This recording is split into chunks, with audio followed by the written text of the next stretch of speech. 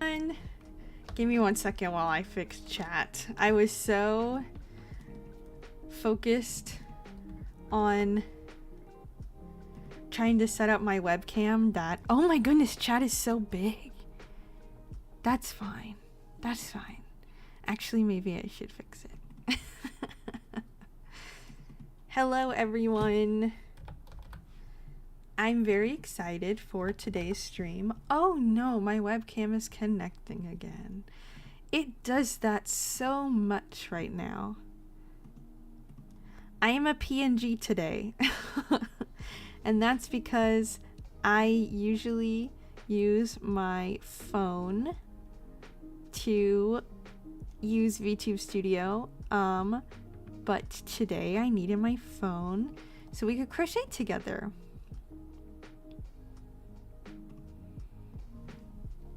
I like that chat size is always different.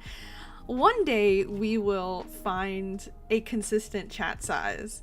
The reason it's so big is because my glasses prescription is out of date and I cannot see.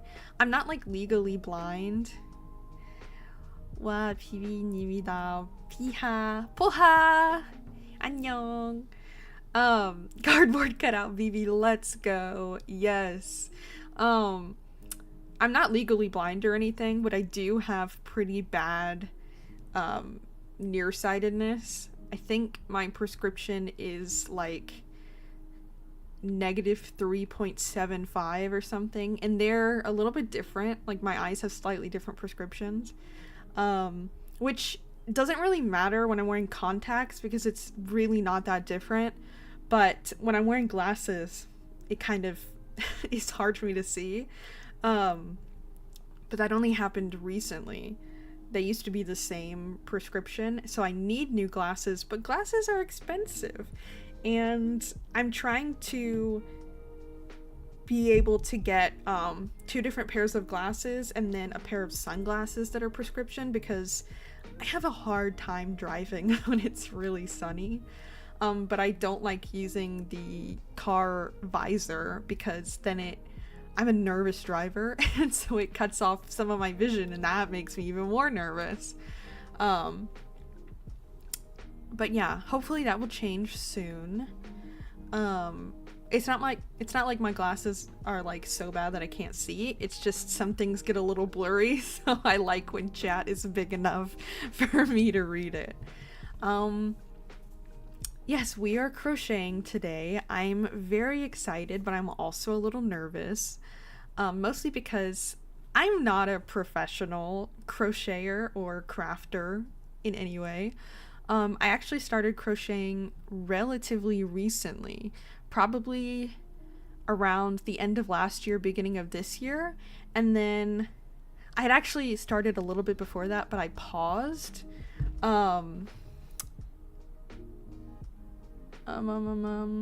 I paused for a little while because I was discouraged at being bad. I don't know if anyone else feels that way about hobbies they start, but I always get discouraged because I am not immediately good at it. I think that's a former gifted kid thing. But you know, we're dealing with it. Hi, Harper. So I'm a little nervous because I'm definitely not a professional, and I also, something that's really important in crochet is yarn tension.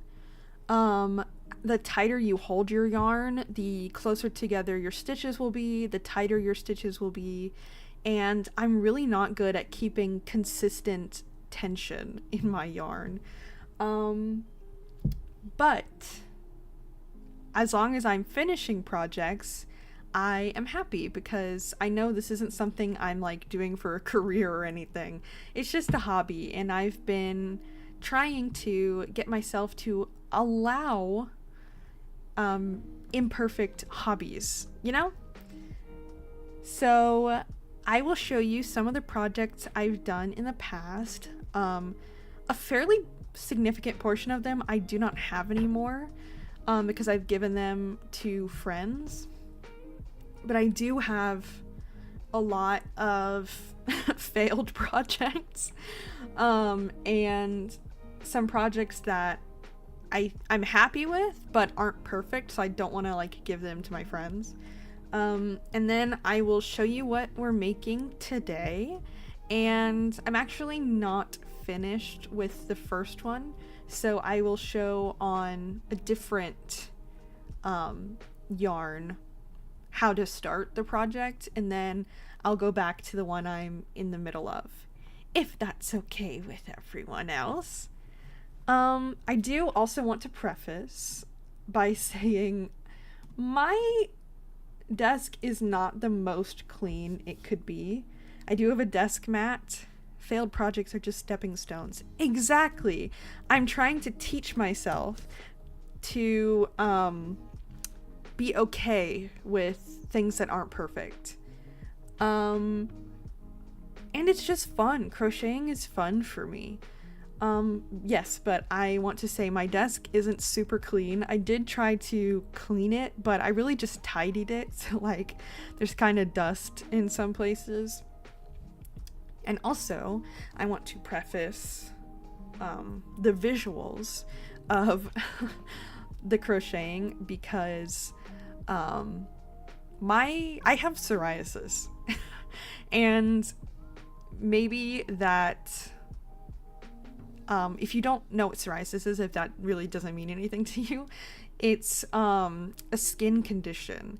And I have it the most on, or like one of the places I get it the most is my hands. Luckily it's summer now, so it's not that bad, but it makes my nails very brittle. So like I might break a nail crocheting, which is crazy. I did paint them so they'd be a little stronger, but it makes my nails very brittle, which is sad because I really like having long nails. And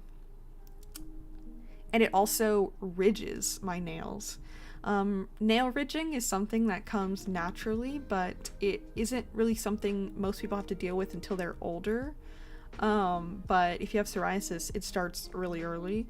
And once your nails ridge, they don't unridge. They're kind of there forever, which is fine. Like if you wear nail polish, it doesn't really show, but it does contribute to the brittle nails. And then also, because of my psoriasis, sometimes my hands get really dry, and in the winter, I'm putting lotion on. In the winter, they actually like crack and bleed because of how dry they get. But luckily, like I said, it's summer, so they're not that bad. But if you see my hands have like dry spots or red spots, that's the psoriasis. I promise I do take care of my nails. I also really love wearing rings, but I will probably have to take at least some of them off before we before we get started, because I don't want the yarn to catch on my rings. But yes, let me take my sweater off and then we will start.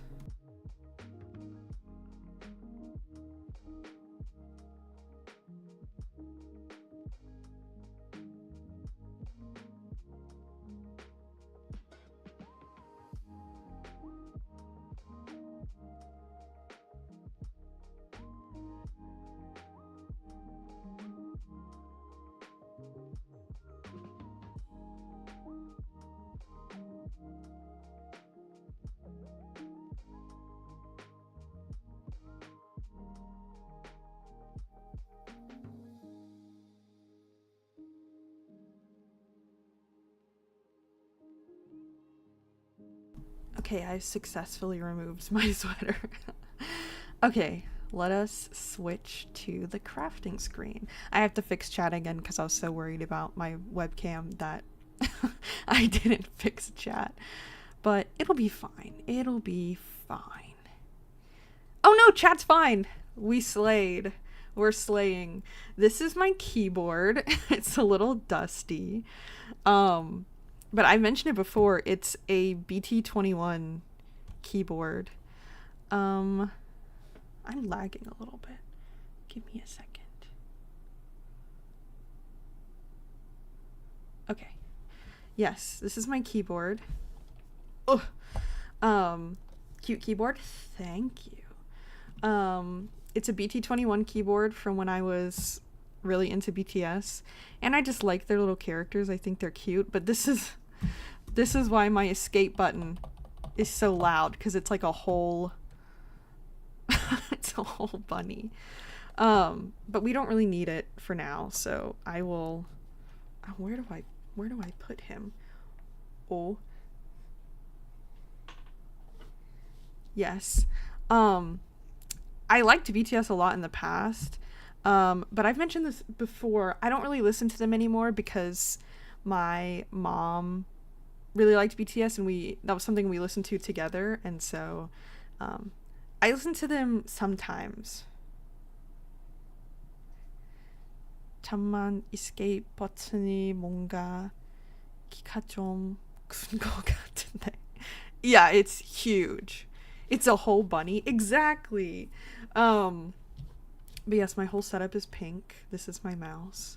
And this is my desk mat, which I like very much. It's My Melody. If you don't know, I love My Melody. I like Sanrio characters as a whole, but My Melody is one of my favorites, and I collect My Melody plushies. I also love Hello Kitty because she was my mom's favorite, and I grew up watching the Hello Kitty show. I always liked Mimi better, probably because that's a nickname for my aunt that we've always called her. But I do collect special edition holiday Hello Kitties now. I have the Nutcracker one. I have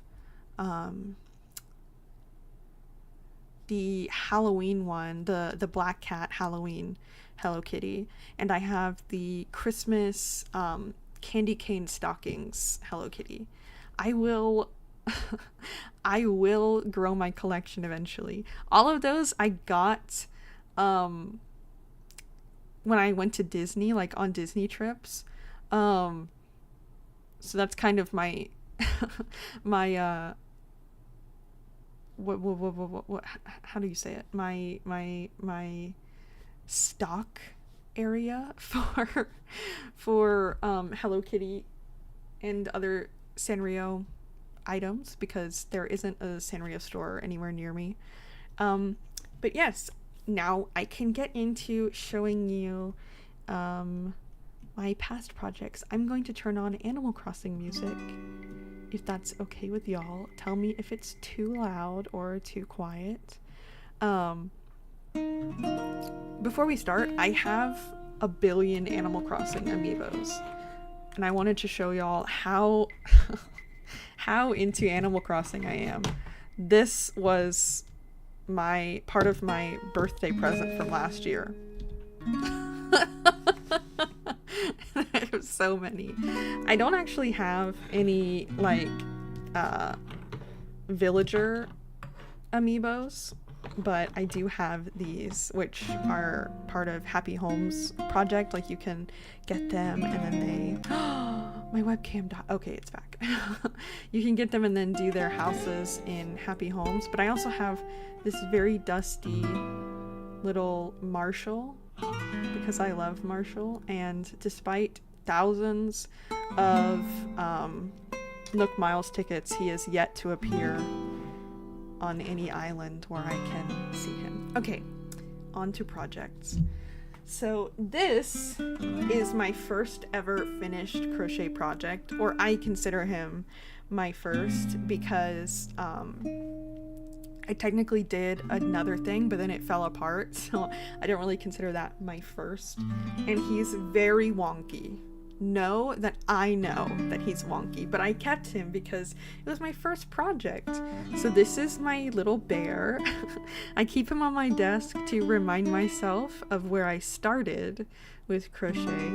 I think he used to have a name, but I forgot it.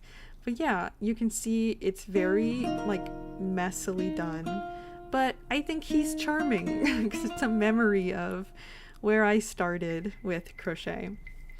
I'm gonna put him back in his seat. He actually sits in an old Barnum and Bailey cup that is a tiger. I do not support tigers being used in circuses. I got it when I was I think I was 5. Kyonde, thank you. Oh, my webcam keeps cutting out. It'll come back. Okay, it's back. Okay, on to, oh my goodness. I have it plugged in, like USB, but it keeps trying to connect with Wi-Fi for some reason. Okay, on to projects. I'll start with the little ones first. This is I made this near the beginning of crocheting. This is a little frog photo card holder. I have, my favorite K-pop group is 17. And so I have this little, this isn't a real photo card, but this picture of Myeongo, Shuminghao, that I wanted to put in here. And it sort of fits. He's in my bias line. I love him. Okay. Next is something I'm actually working on for Dumi. It's 1/2 of a cat paw glove.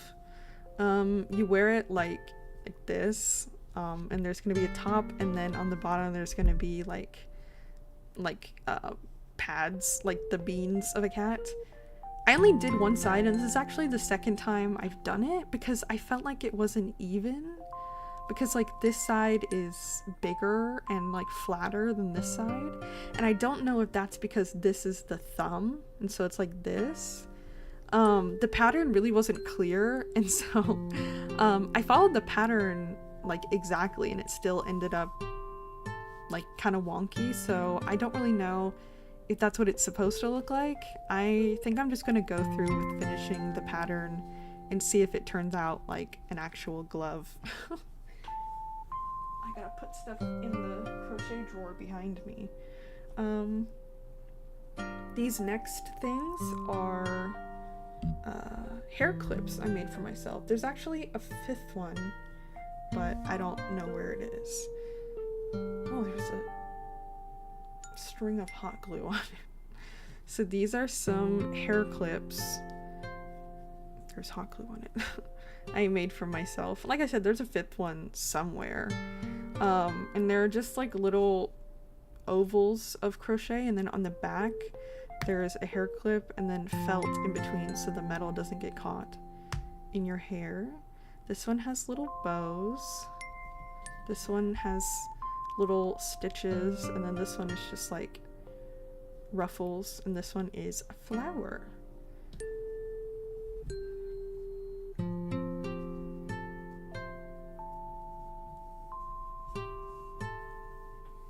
Okay, what's next?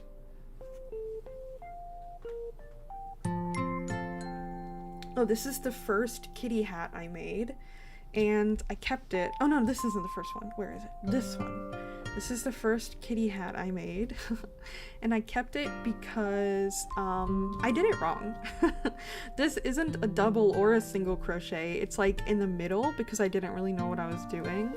So I kept it for myself, but I was happy that I actually finished it. And then it's like not connected together properly. So yes, this is the first one, and I have worn it outside. I think it's still cute. It's just done wrong, so it looks kind of wonky. And then this one is a kitty hat that I made out of scrap yarn, and I just wanted to learn how to do ruffles. I ended up doing them too close together, so they look really cramped, but I was happy that I actually like finished it and that I learned how to do ruffles without looking at a pattern, which I was very proud of. Oh wow, look at that. Yeah. The next thing is a bunny hat. I made. It looks like this, and then there, oh my goodness, there's ears on the back. The reason it has this line is because I was actually doing it. It looks, oh, my webcam again. Why is it doing that? Mean to me. Mean to me. That's so cool you made those. Thank you. Mean to me. It hates me. It hates me. Okay, it came back. It's so mean to me. The reason there's a line across it, like when you wear it, is because I wanted to make it look like like him. This is, oh no, my webcam again is so mean. Why is it doing that? Okay, it's back. I don't know why it's doing that. The character is Lan Wangji Lanjan from Grandmaster of Demonic Cultivation, which I really love. A lot of people think it's just a BL, like a danmei, but it's really dark. Oh my goodness, my webcam is so mean to me. I'm gonna go back to the talking screen for a second so I can try and fix my webcam. But yes, what is wrong with my chat? Okay, a lot of people think it's just a BL, but it's like, it's really dark. There's like war and politics and abuse and lots of death. But I really like the series. I don't know why my webcam is being so mean to me.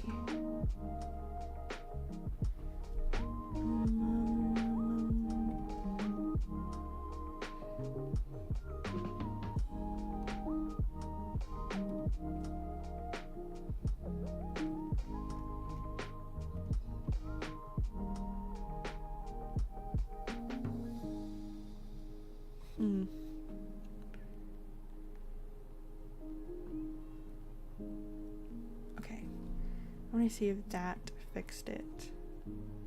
We'll see.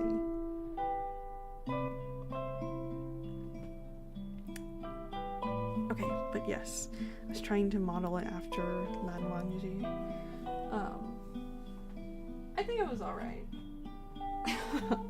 It's very wonky, and I definitely would have done some things different if I redid it. The next thing, and the last, actually no, there's two more things I can show you. This is, oh my gosh, my mic. This is a purse I did for my friend's birthday. It's made out of granny squares, as you can see. And then the strap is a waistcoat stitch, which is really like tight and sturdy so that you can actually put things in the purse. And then on the front, I made a little bow. This is actually from a tutorial from Mahum Crochets, who is a popular crocheter on YouTube. I would have made this thinner if I did it again, but I still think it's cute. And then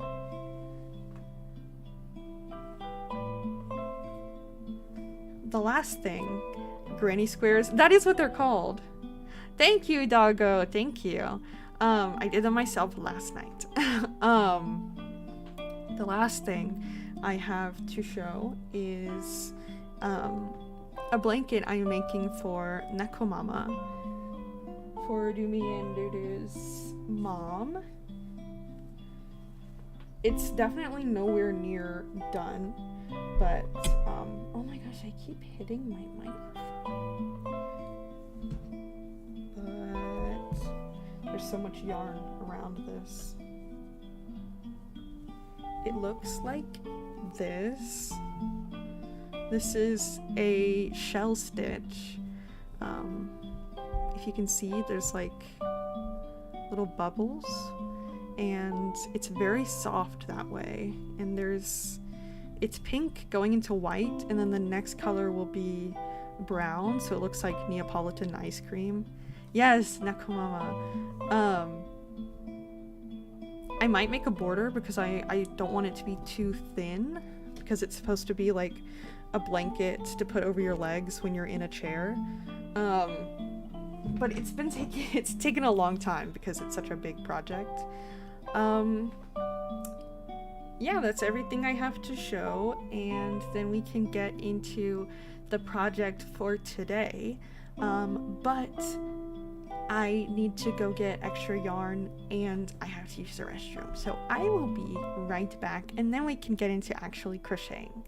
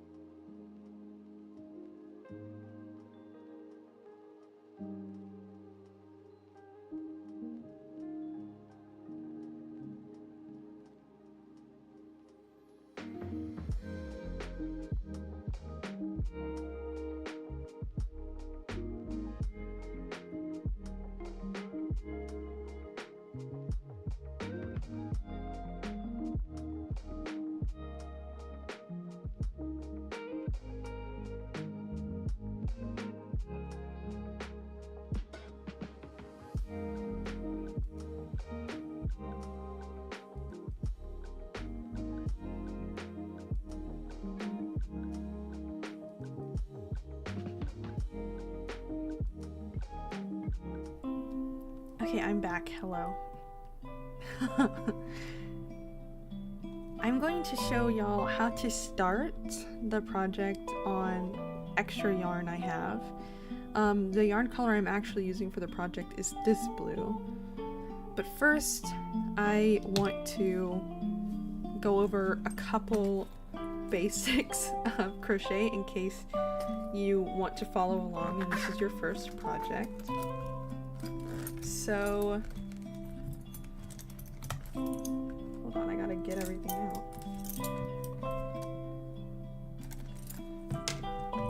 So, thank you. These are my hooks. They're a very cheap set of hooks. That's a deep blue. Wow. Yes. It was the color Nakomama and Nakopapa wanted. So these are all of the sizes of hooks I have. You can get different sizes, but these are just the ones I have currently. And I wanted to explain that if you do a very small size, you can do the same project, but it will end up a lot smaller. The stitches will be a lot tighter. It will likely take a lot longer to get to the same size if you're trying to like make up your own pattern, but I highly suggest following the hook size recommended in the patterns you follow. I'll put the rest away because in this pattern, which I've linked the credits in the description, we're using a 5mm, which is sometimes they're labeled by numbers or like not numbers, letters, but I always just go with the millimeter size. This project is mostly double crochet, which is a stitch. There are a bunch of different kinds of stitches in crochet, and I will show you how to do that, and I'll also show a single stitch for people who are really just starting out. I have to unravel some yarn first. Okay, so you begin this what am I trying to say? Oh, you begin this project with a loop of chains because it's a hat, so we'll be working in a loop. And to start off chains, you have to make a slip knot. So I do that by circling the yarn around my fingers and then pulling the loop over and through that circle and then tightening it. I like to leave a long tail to weave in just so the knot never comes undone. I'm trying to do it where my hands will be focused, but it's difficult. And then to put your slip knot on your hook, you just put the hook through and then tighten it. It shouldn't be so tight that it doesn't move, but it shouldn't be so loose that it comes off. It should be tight enough to move around your hook. I usually hold... How do I hold my yarn? I either hold it like this or like this. I think it's usually this. It's muscle memory at this point. So what you're going to do is you're going to make a string of chains. And to make a chain, you first hold the knot so that it doesn't slip off, and you put the hook under the yarn, which is called yarning over because the yarn is, you know, over the hook. You catch the yarn with that little indent in the hook, and then you pull the yarn through the knot, and that's your first chain. You see it's like a little V on this side, and then on the back eventually it will look like chain links.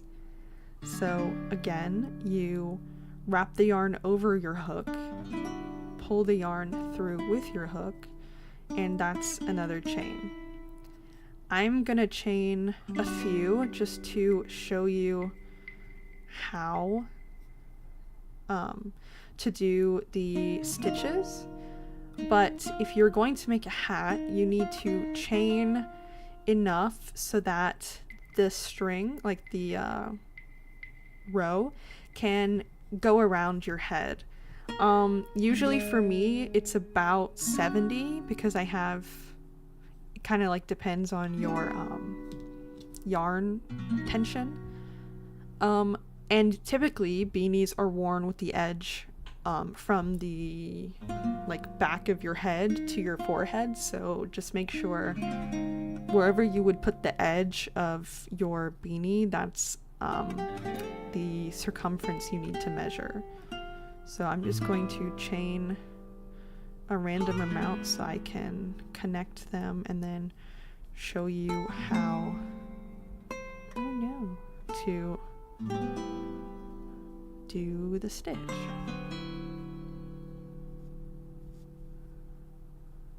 Okay, actually I'm gonna do a little more because I have to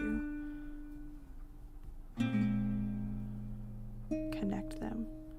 Hi, Collective. Thank you, Collective. So I just chained a random amount. Like I said, if you are doing the hat, you need to make sure it can go around your head. And the reason they're called chains is if you see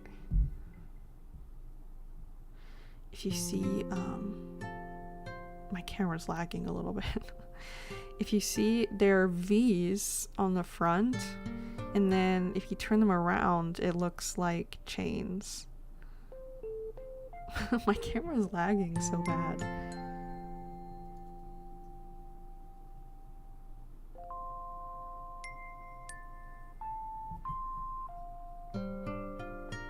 Give me a moment.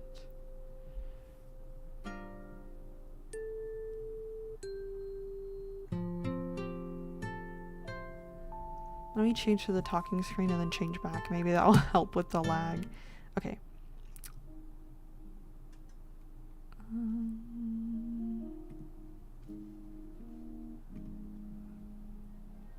Oh, it's so laggy. I don't know why.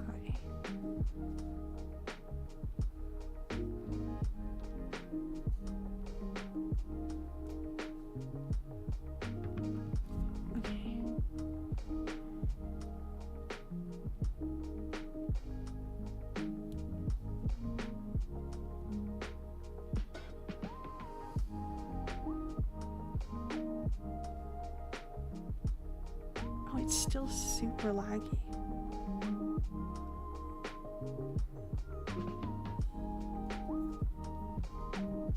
Okay, give me one moment. I'm gonna reconnect my phone.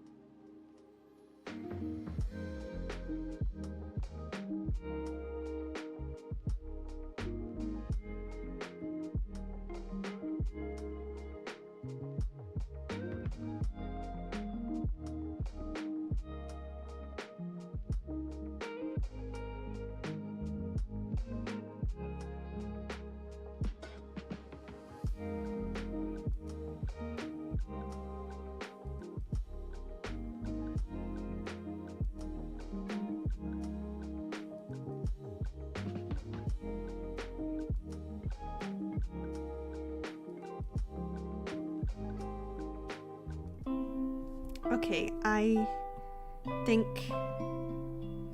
it's good now. Harper, it's your birthday? Happy birthday, Harper! Oh my goodness. Yes, you should sing it. I can sing it happy birthday if you want me to. Oh goodness.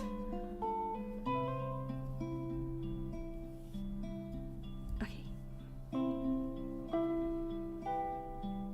So you have your row of chains, and you need to connect them to make a circle.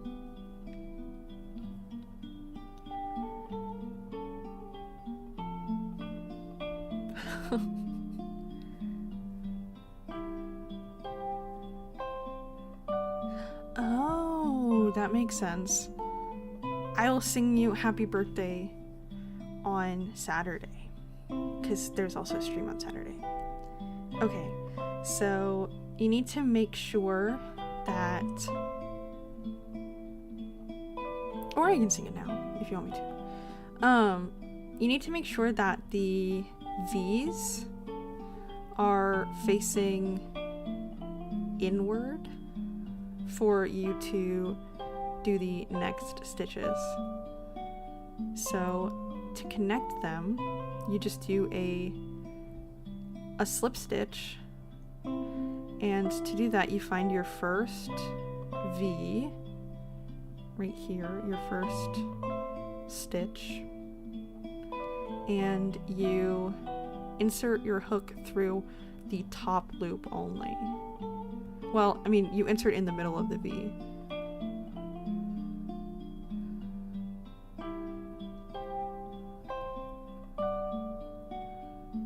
I'm trying to do this correctly. And then to make a slip knot, you pull the yarn through that V and then just through your last stitch. And then you have a circle. So what we're going to do is insert double crochets into all of the stitches. Now, a double crochet is slightly more complicated than a single crochet, so I'm going to show you how to do a single crochet, and then I'll show you how to do a double crochet. So a single crochet, you usually go under the stitch when you are like into your project, but when you're starting off with a chain round, you just go through the top one into the middle of the V, and then you would, for a single crochet, pull, you would yarn over, so like your yarn goes over your hook, and then you would pull that loop through. So now you have 2 loops on your crochet hook, and then you would yarn over again and pull through both loops. If I can get my hook back on. Okay. This is a single crochet. You see there's a little V, and then you can see the 2 loops from the yarn, and you would keep going like this. However, we have to do a double crochet, not a single crochet, so I'm gonna undo that. To do a double crochet, it's very similar. I was holding the wrong yarn. You first, however, have to wrap yarn around the hook, so you have 2 loops, and then you go into the stitch, yarn over just like last time, and you end up with 3 loops on your hook. You yarn over again, and you only pull through the first 2. So I pulled through one, pulled through the second one, and now you have 2 loops again, and you yarn over and you pull through again. And you can see there's more like twisted loops on the yarn, and this is a double crochet, and it makes the stitch higher, and that way you can like continue projects without having to, you know, make a billion rows. It's just a little higher, so it can cover more area of a project faster. So I will do it one more time. You yarn over, so there's 2 loops on your hook. You go into the stitch, yarn over again and pull it out. Then you have 3 loops. You yarn over again, you pull through the first 2, and then you yarn over again and pull through the last 2. And that is a double crochet. Now I will continue this on the actual hat I'm working on. I'm fairly far along into it. It's right here. If you hear my stomach growling, my apologies. I had cereal for lunch. And by lunch, I mean it was like 11 a.m. I'm going to pull out quite a bit of yarn. Oh, I keep hitting my mic, so I don't have to continue untwisting the yarn. Oh wow, that is far. Yes. The reason this would be enough for a normal hat, you would just, what kind of cereal? Honey Nut Cheerios. My brain is overloading. It's concluded you're just doing magic. It kind of feels like that when you're doing it. This would be enough for a normal hat, but I'm making like a rim for the beanie. So it's gonna fold like that much. So I have to do more to make it cover the head. When you're crocheting your own hat, the way I test if it's tall enough is I just put it on my head and see if it can close. Honey Nut Cheerios Pog, exactly. Actually, I have a bunch of chocolates here. I'm gonna eat a chocolate because I'm really hungry. So I'm sorry you have to hear chocolate opening sounds.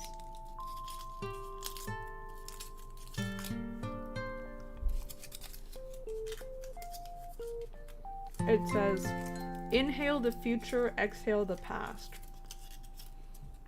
Interesting. So when you're my mouth is full of chocolate. Hold on. Ow, I bit my lip.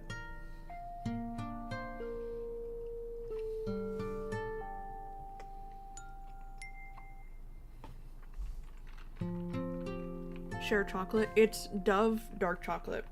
Yes, you can have some. Here. For you.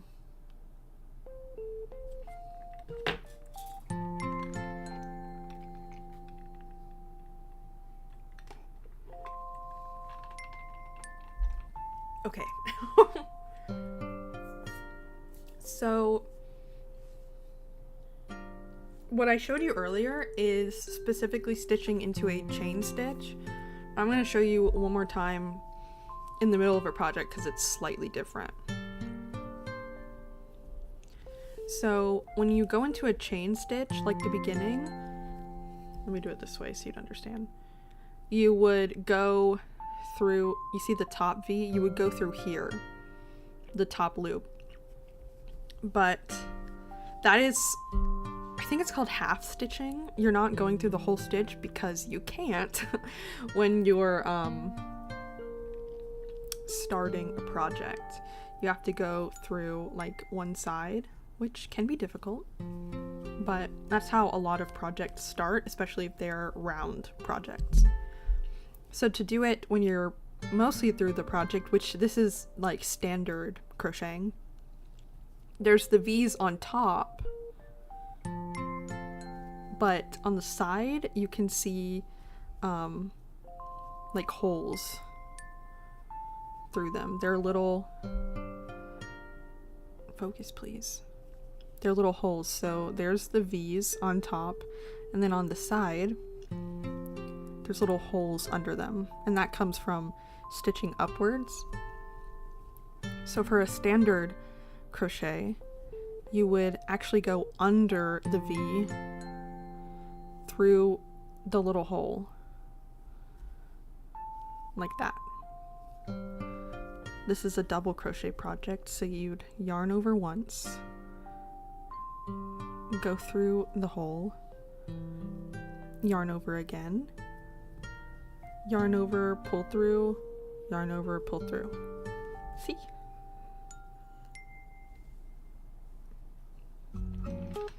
And that's how you do it in like midway through the project. That's a standard stitch.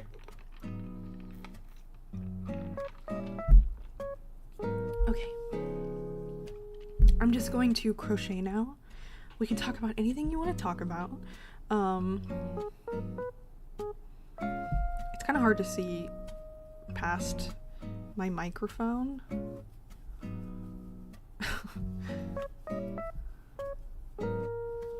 So I'm like sitting up very straight so I can see. I went through the yarn. What happened here? What happened here? Oh. Let me do that one again because I'm not sure I actually did it right.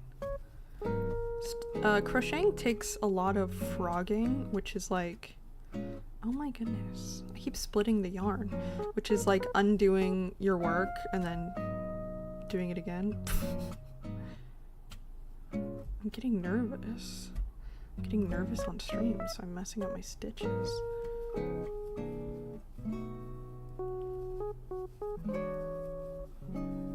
Actually, let me move my mic a little bit so I can actually see. Okay.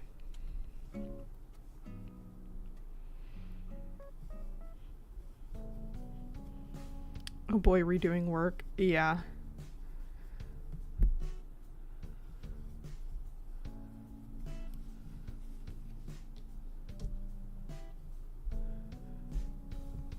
This is kind of hurting my elbows.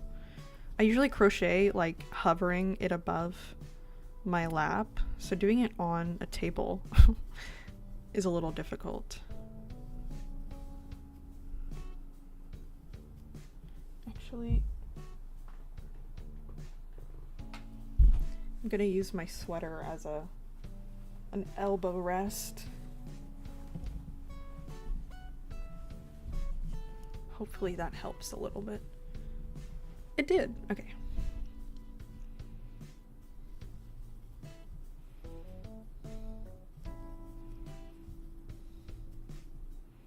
I'm pretty sure this one only needs a few more rows.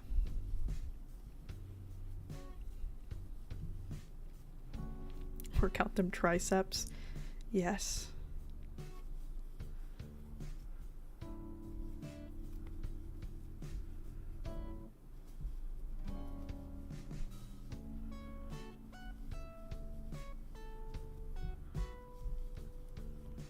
Oh my goodness, I keep pulling my hook through. My tension is too loose.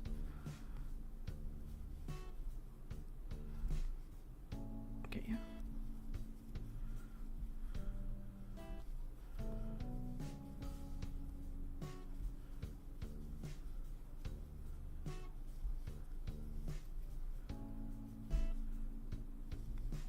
I usually do this watching, like while I'm watching something.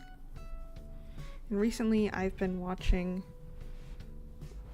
I'm trying to actually get it in the camera, in the frame. Recently I've been watching a lot of true crime videos.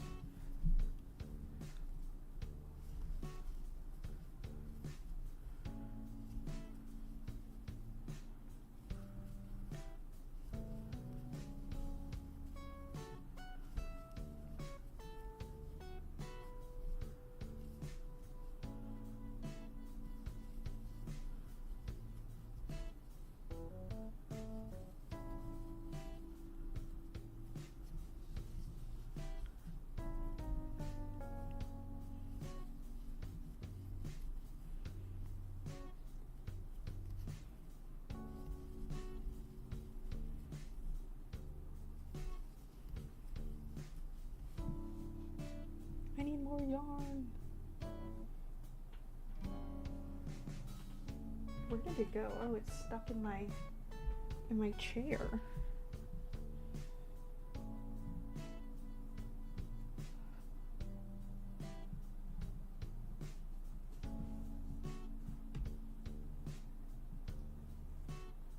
Okay.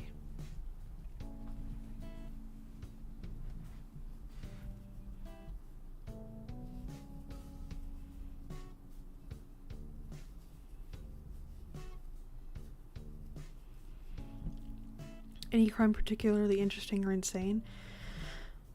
I think the ones that like scare me the most are the ones that take place in my area. I've listened to 2 true crime videos where the crime was like in my area, which was a little scary. But I just learned about the Wolfpack brothers,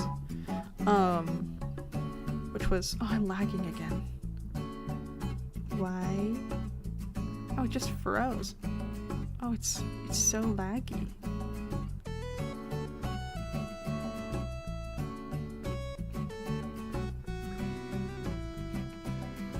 Why lagging? Why lagging?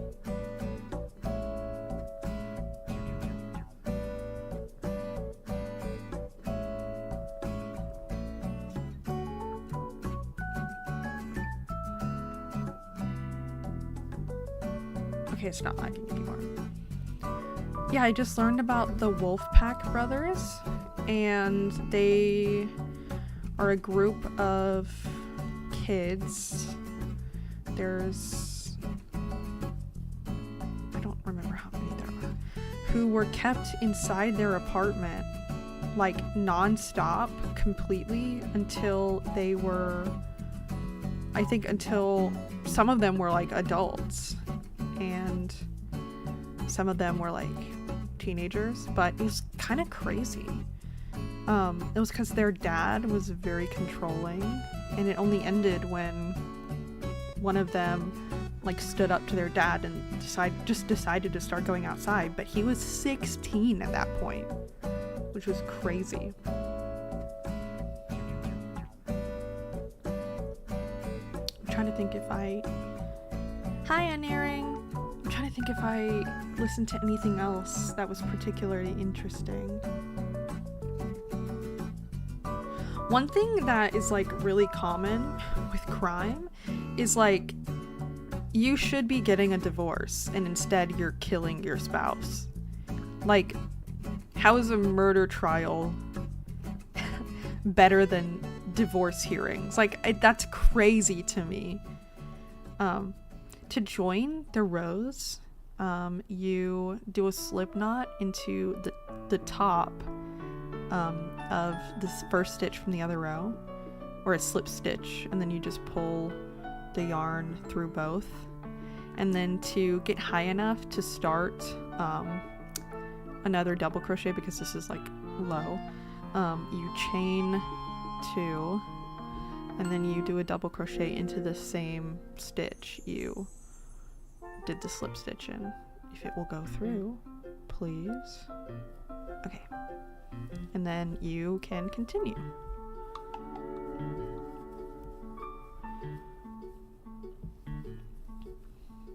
But yes, I've listened to so many like spouse murders recently, which is just crazy to me.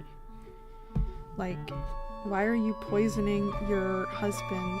Hello, Esther! Why are you poisoning your husband with like animal tranquilizer instead of just getting a divorce? No fault divorces are fairly new, to be fair. I still think it's better than murder.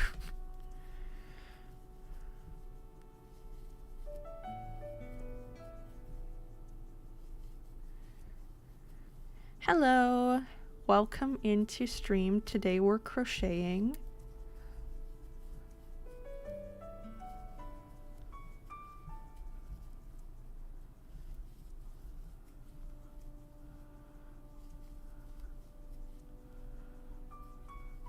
I really want to continue Honkai Star Rail. I'm hesitant to do story stuff. Oh, I hit my nail. Story stuff outside of stream, but it's such a pretty game. I really want to get more into it. One thing it's not bad, but it's like slightly overwhelming, is getting tips from people in chat. I always want tips. I don't like backseating, but I always want tips. I made a cat ear beanie yesterday. Yes, they're very fun. I always want tips, not backseating, but I like getting help. But with a game like Honkai Star Rail, there's just so much information that when people are trying to help me, it just like goes in one ear out the other. Like, I try to retain it, but there's just so much going on. I've also never played a game like that, so it's a little bit just like overwhelming trying to learn everything from the start. I know you'll learn more stuff as time goes on, but I saw you streamed it on Discord the other day. How did that go? It was fine. I was getting some tips, which I did enjoy, but it was still like kind of overwhelming. I kind of want to just play it a little more like off stream completely, but I'm also like worried that if I do some story stuff off stream, it will make the playthrough not as like seamless. And I know people like watching the story elements. I'm pulling more yarn.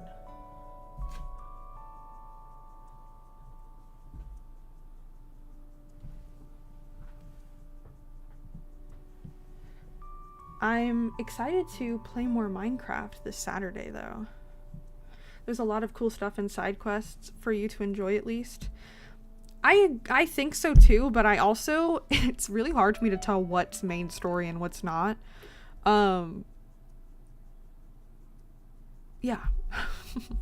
So I've just been doing like the basically like tutorials or like resource battles.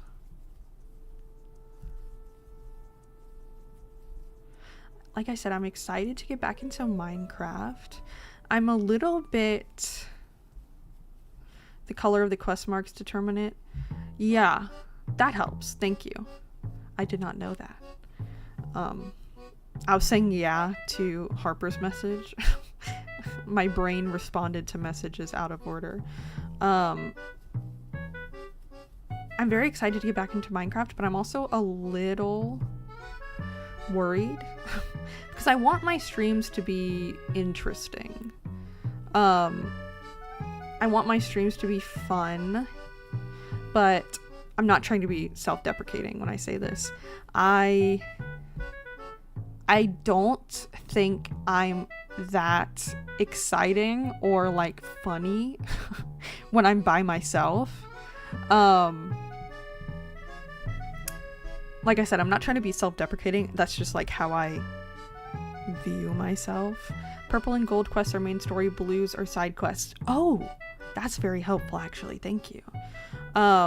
Gold is main, purple are like personal character quests. Give me 1 second. My keyboard is on the ground. You better say something positive now. Okay. Listen. Oh my goodness. Oh my goodness. I'm trying to screenshot what Harper said so that I can save it for later. Chill vibe Bibi. I do like that. My keyboard is back on the ground. I do like that people think my streams are cozy, but it doesn't make me sad. It just makes me wish I had the range to do other things. Like, I feel like I'm not naturally entertaining when I'm by myself. And so it makes me a little insecure doing games that don't really have a storyline. Like, I love playing Stardew. I love playing Minecraft. But I feel like I'm not entertaining enough to like fill up the empty space. Which I enjoy like cozy streams, but I feel like I need to work on like making streams more exciting, more enjoyable, which is something I felt for a while. Like, it was something I was worried about before debut. And like I said, I'm not trying to like put myself down. It's just something I personally want to work on / change, if that makes sense. That's why like I want to go back into Minecraft, but it makes me a little nervous because I feel like I want my streams to be interesting, and I feel like it's not that interesting just watching someone like mine and build without like exciting commentary. I always narrate myself. Yeah. I try. I do my best. I think I just need to find like another method of, I guess, talking, if that makes sense.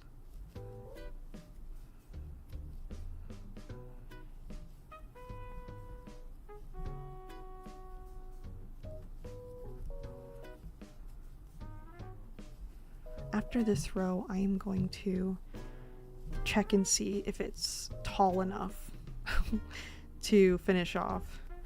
We just want BB time, and that's understandable. I really appreciate that. I think it's just my own imposter syndrome. I feel like I need to be interesting for me to be okay with my streams. Give me one moment. I'm gonna test to see if it's long enough.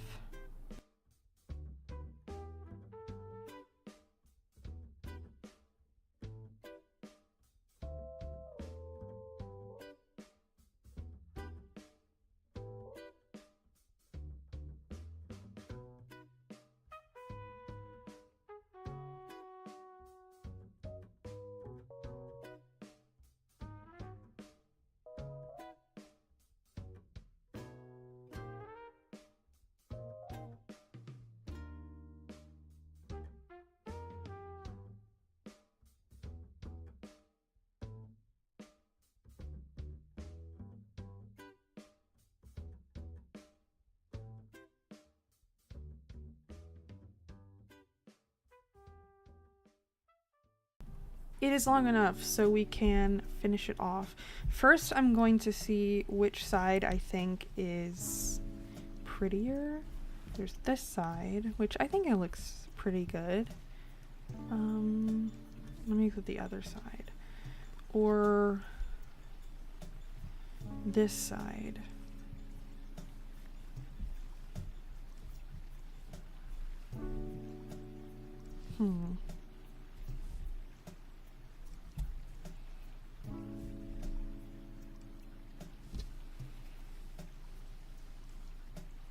I think I like the other side better. This side.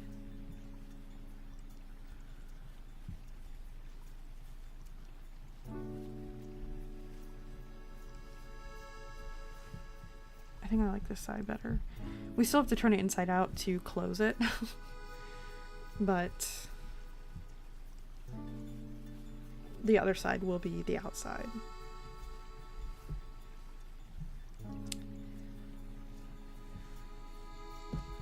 Oh my goodness. I have to pull the yarn through.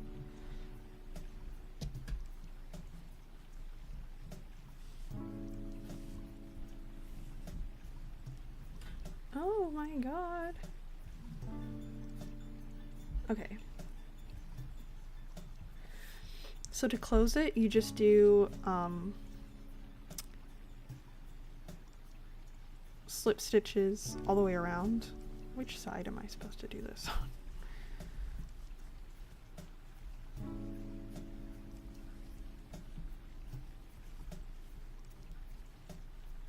Okay, I'll do it like this.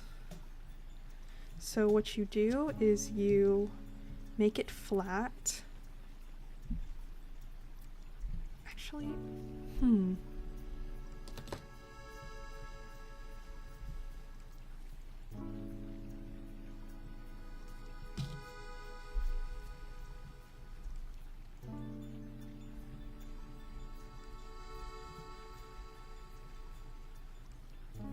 okay, yes, we do it this way.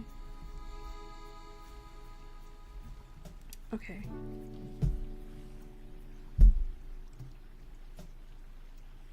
I am right. I keep trying to check myself. Okay, so we do it this way where the last slip stitch is at the end, and then to join it together you take the outside loops only. It's like there's the V and you only take the outside one, and then you go into the outside V of the other stitch across from it and you just slip stitch like that.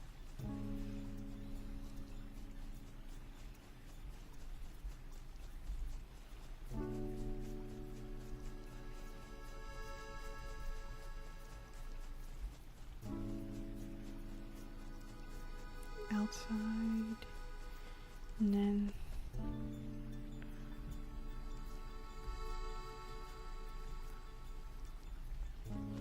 there's too much fabric or too many rows. It's hard for me to lift it up without it going all over the place. Okay.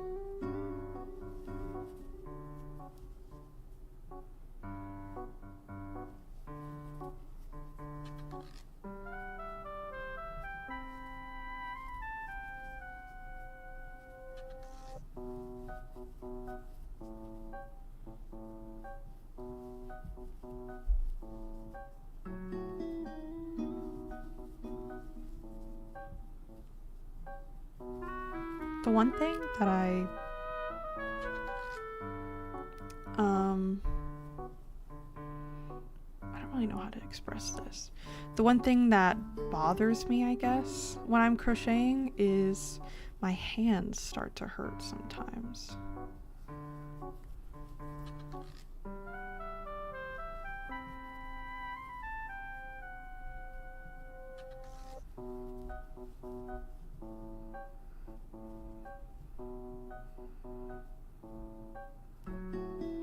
Oh my gosh, let me get the outside loop, please. All of it, please.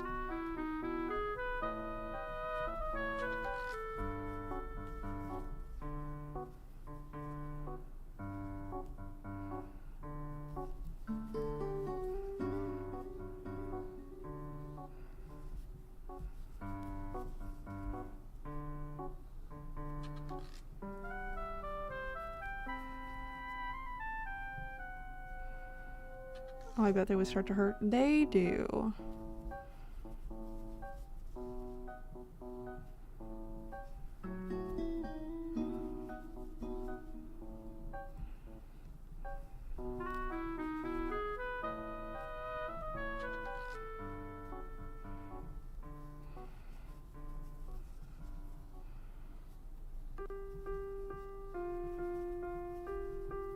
Last one. Did I miss one? No. I think these are so tight that it's hard to.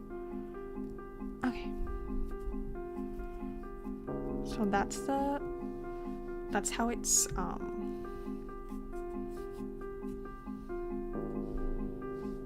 stitched together. And then when we fold it inside out. Did I do this right? I feel like I did not do this right. Oh, I see what I did wrong. I see.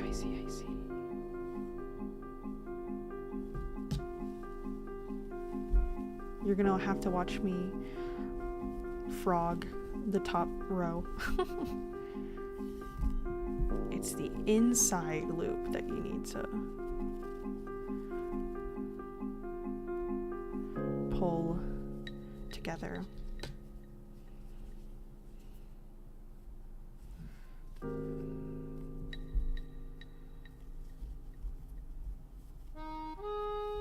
Like I said, this happens a lot in crocheting, especially because I'm not looking at a pattern, so I've just done this pattern a lot.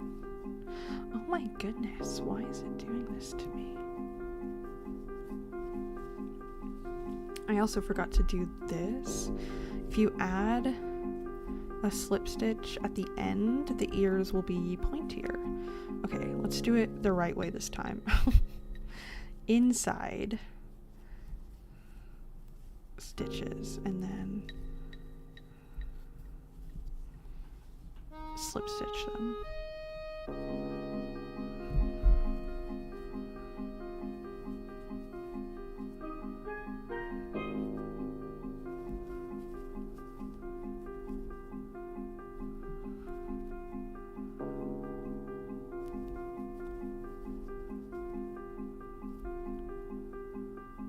I'm very excited for when I finally get to play Animal Crossing on stream. I have been considering paying for the digital version on my Switch because I have like the physical card. And I believe if you have the digital version and then the physical copy, you can have 2 islands. But I'm kind of worried about doing that because I'm worried that it wouldn't work and then I'd be paying $60 for nothing. I mean, I think it would work. It's just a little nerve-wracking.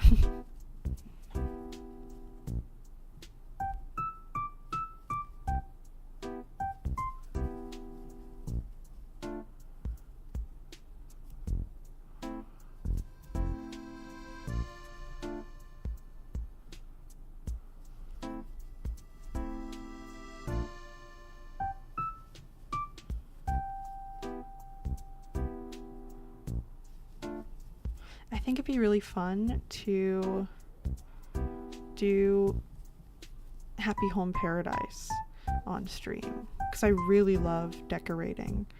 And I saw What If Julia and Chris Melberger do this.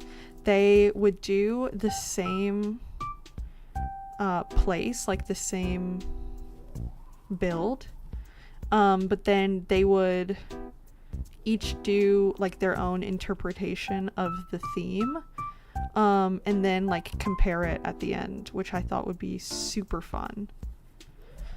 I wanted to ask, if you put a new SD card in, would that allow you to make a new island? Unfortunately, no. The island saves to the Switch, which is very frustrating. So if you put a new SD card in, it would just load up the same island, which really sucks. I have no idea why they decided to do that. What am I, okay. Yeah, it does suck. It's really frustrating too, because like there's no reason for them to do that. Unless they're like actively trying to make people buy more Switches. Which is just like a $300 something Switch is so much more expensive than a $60 game. It's frustrating too because like none of the old Animal Crossing games were like that. I believe you could just like, you could have more than one save world, I believe. It's possible they just like really didn't think about the likelihood of people wanting more than one island, but I just feel like that's common sense. Like, why would any game allow you only to have one save file? I just feel like that doesn't make much sense at all. Okay. Extra. Oh no, there's a stitch I didn't get. It's just really hard to see.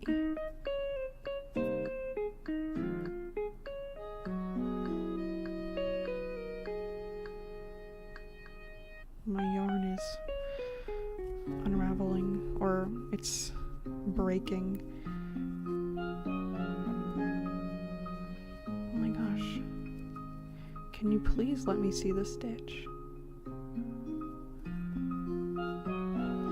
Okay. Oh my goodness. And then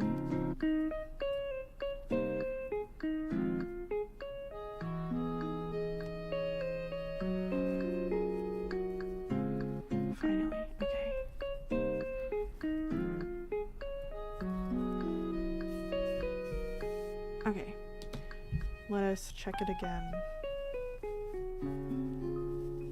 Much better, much better. Okay, now I will cut the yarn and then weave in the ends.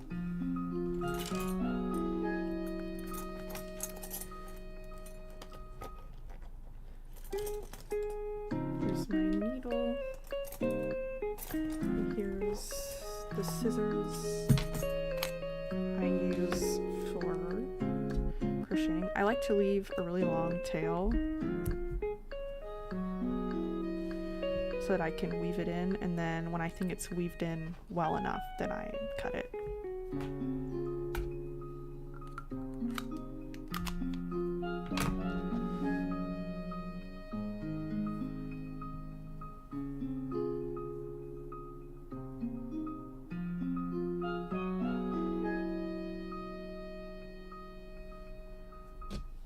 Okay. How do I want to weave this in?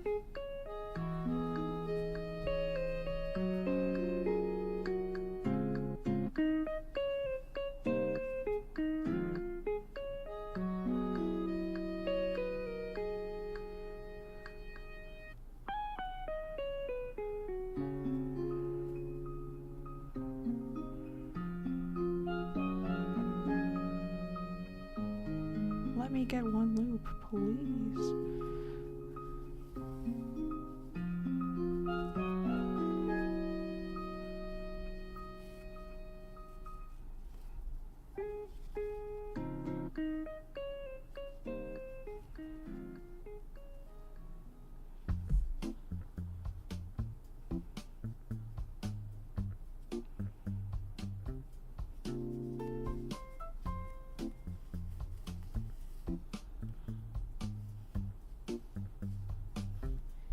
Fell out of my needle.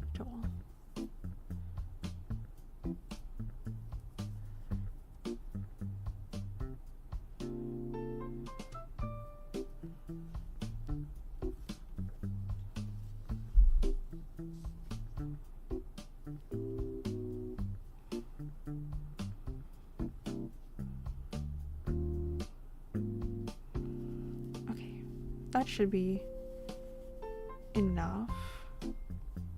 And then when I think it's weaved in enough, then I cut it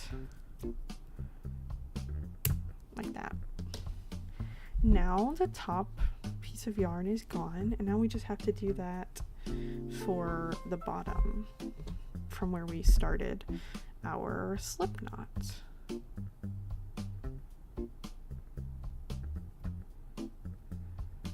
Oh my goodness.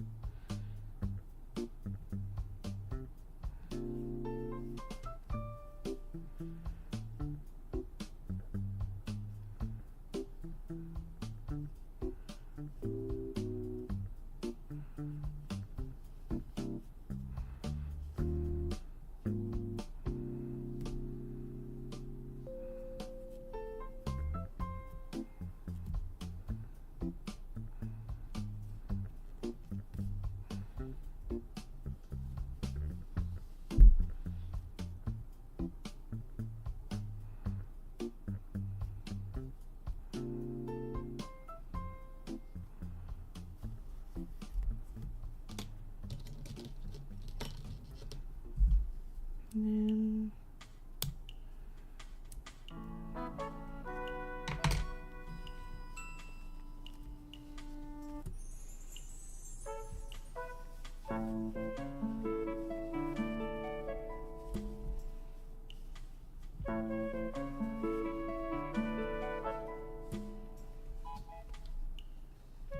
it's done! We finished it! I have a wig head that I can go get it and show you what it looks like on an actual head.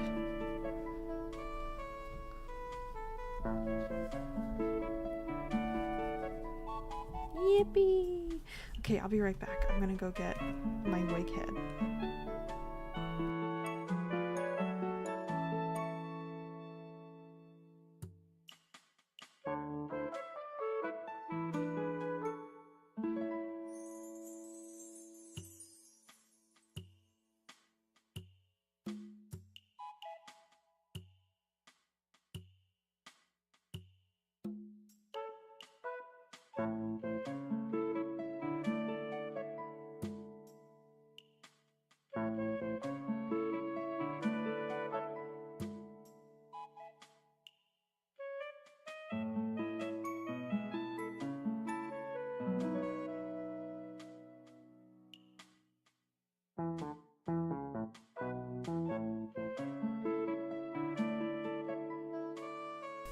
Okay, I found my wig head. Let me put it on. And then a wig head is like a little smaller than a person's head. So keep that in mind.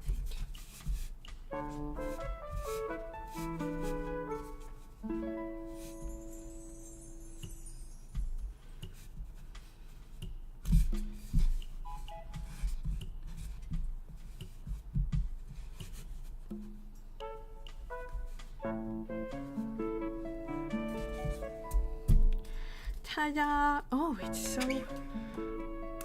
Oh, there, you can see it a little better. Here it is. See, there's little cat ears when you put it on because it's a square.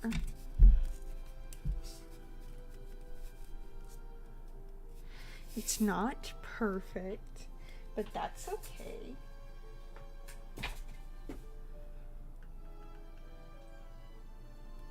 There's my... Okay. That's super cute. Thank you. I did try.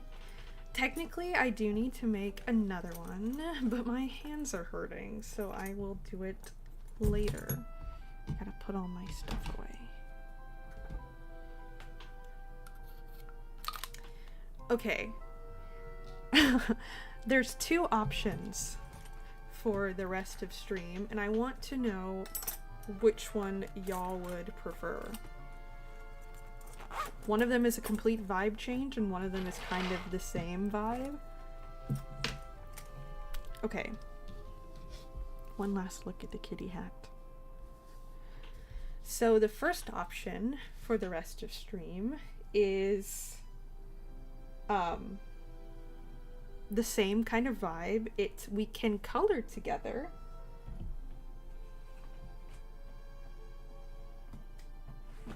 And the second option, oh my goodness. My pharmacy is calling me. The second option, other than coloring, is a huge vibe change. But we could play Observation Duty again. I haven't been wanting to play that again, but I know that's like a completely different vibe. Color sketching ASMR? Yes! That is one of the options. You can choose either one.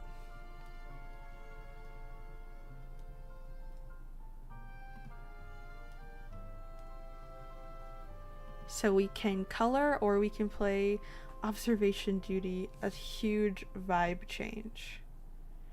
Got us comfy just to spook us. Only if you want it. Only if you want it.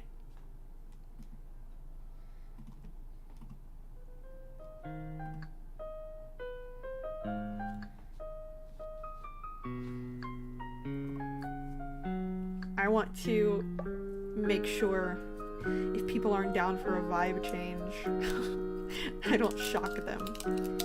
Let's play the game. Okay, I'm gonna eat another chocolate. And I'm also going to BRB so I can set up my face. I'll be right back.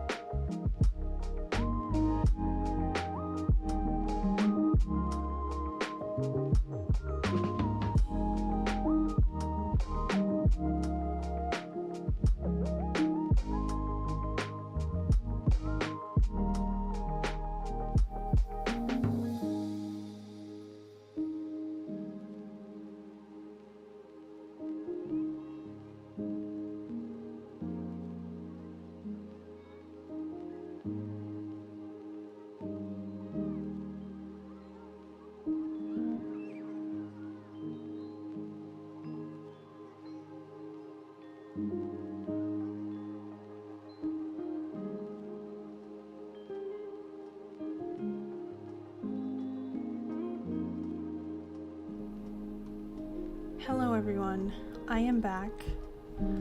I have to get rid of my PNG self. There I am! And bring back real Bibi. Hello.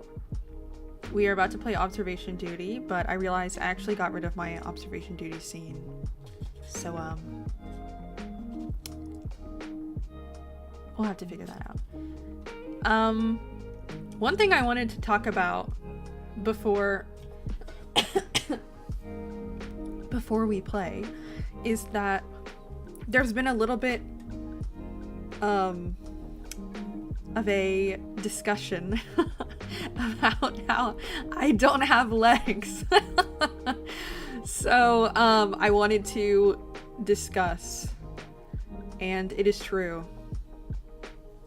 I do not have legs. This is full Bibi.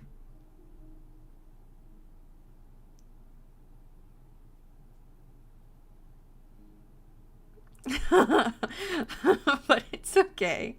I'll have legs eventually. Probably. In the far off future. But yes, right now I am simply just a torso. And that's okay. That's okay. It's not like you're gonna see my legs anyway if I had them. But I hope your refrigerator is running. Yeah. That would be bad.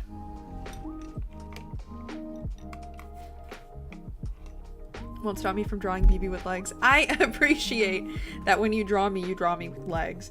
Because I do want legs. Eventually.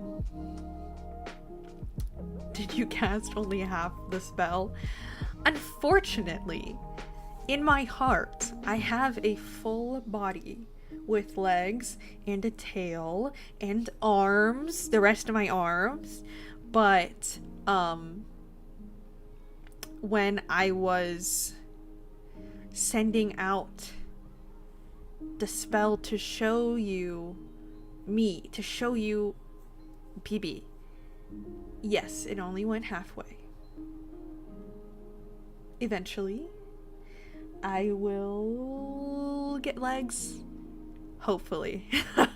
It's gonna be a while. There is nowhere near any process happening for that to be accomplished. It's gonna be quite a while, and that's okay. But eventually, I am determined to get legs. Only a torso. Yeah. We're a little bit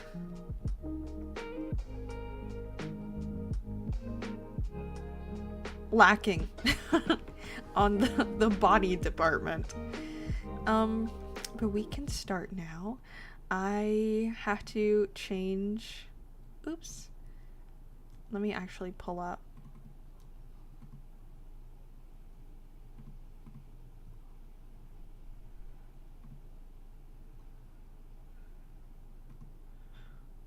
Okay, we are here.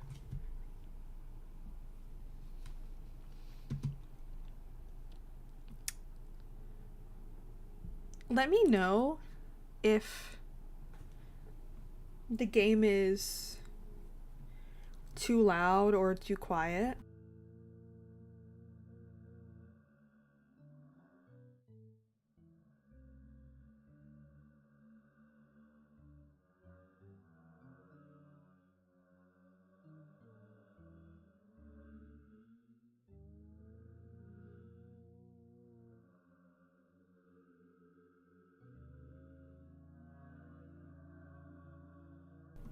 The game doesn't exactly have a lot of sound. It's good. Okay.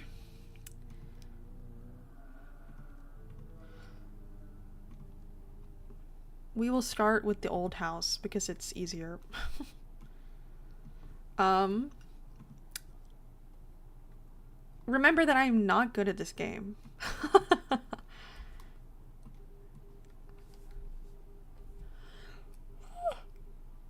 Yawn. Okay. I am gonna do my very best, though. So this is the bedroom. The creepy girl. The bed. The pillows are a little slanted. Like this one's... They're different heights. Railroad. Guitar. Little pills, I think. Family photo card.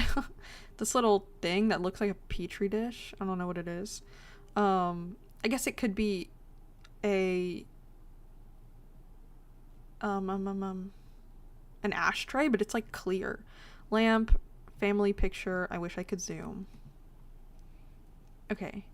This weird little thing that doesn't look like a real thing. Boxes.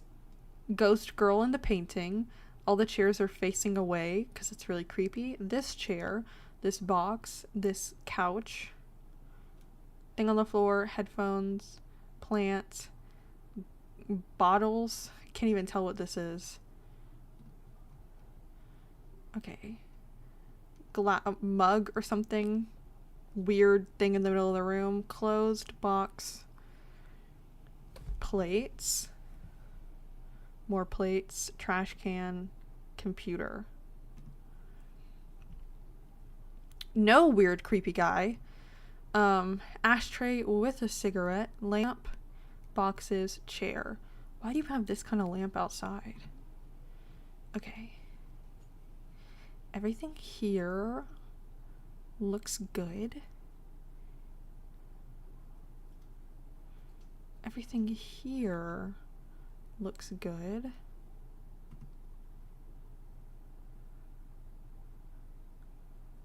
That all looks normal. That's normal. No creepy guy.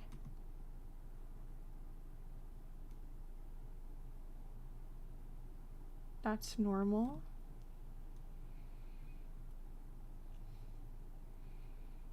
I believe all that is normal. Normal, normal, normal,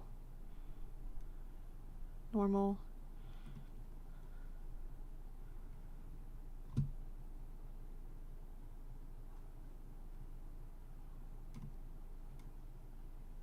That's good, that's good. All of that is good. All of this is normal.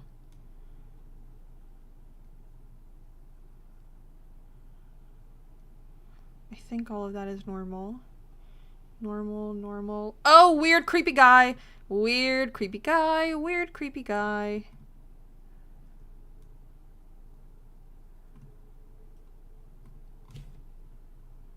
What is he doing? Is he just waving?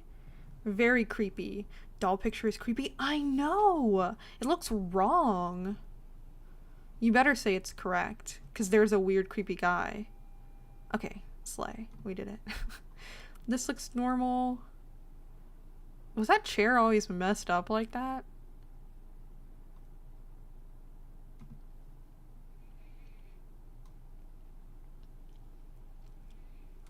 All normal. I think so. Okay, okay, okay. Good.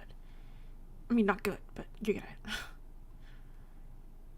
All that's normal. Normal.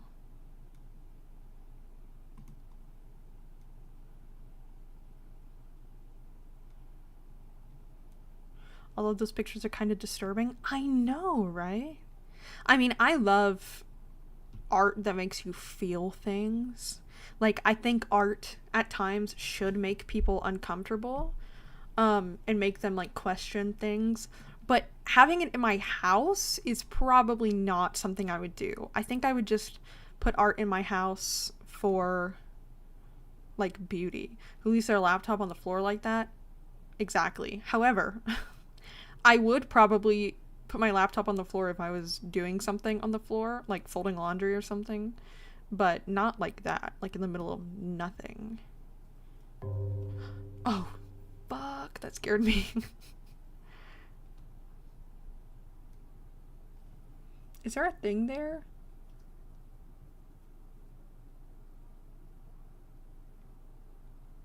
Doesn't help that you can't tell what's supposed to be on the pictures. Yeah, I do that because I'm too lazy. I get that.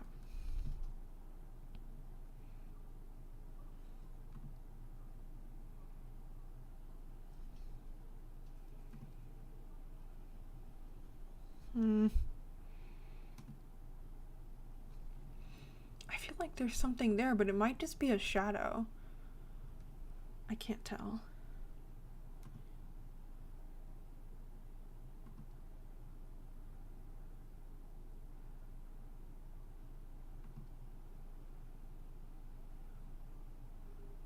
Oh, oh.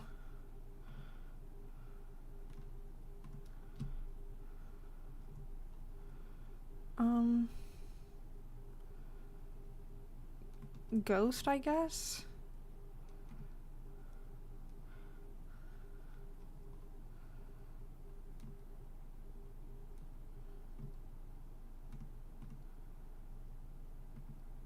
What is that then?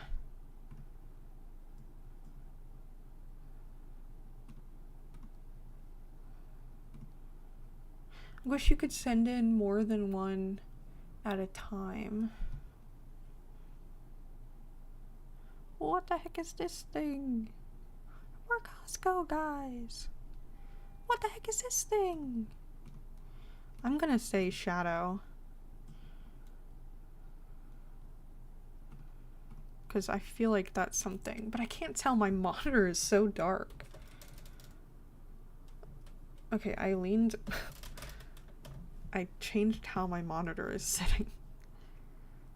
Oh, okay. It wasn't anything.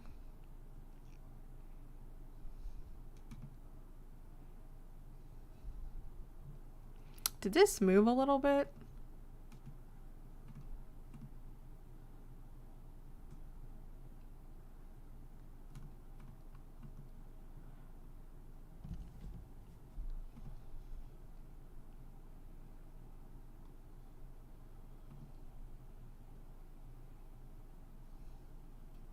Ew! Ew! Who are you? Ew! Ew! Ew! Ew! Ew! Ew! Ew! Ew!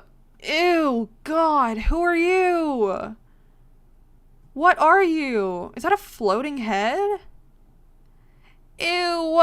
Ew! Ew! Ew! Ew! Go away! Oh my god.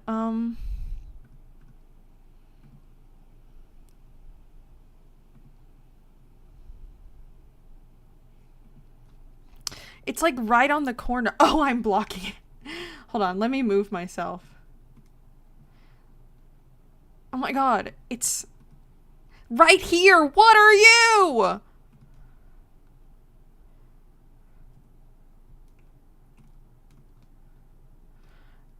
It's right here. What are you? Like, what else is it? Like, okay.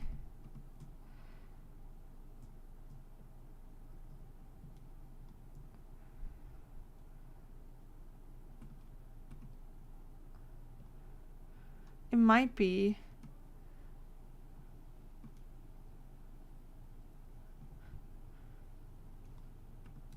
Girl, what are you? Huh?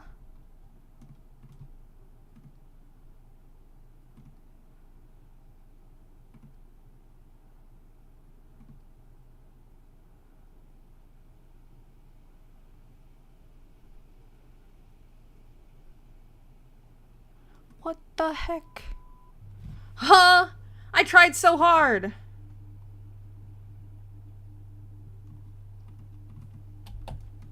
Let me out.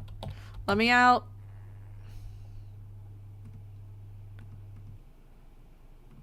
Huh?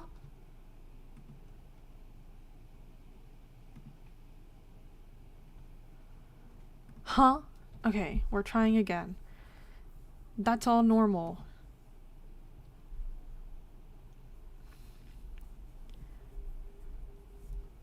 It was just like a leaf or something? Yeah, maybe. That's all normal. This is all normal.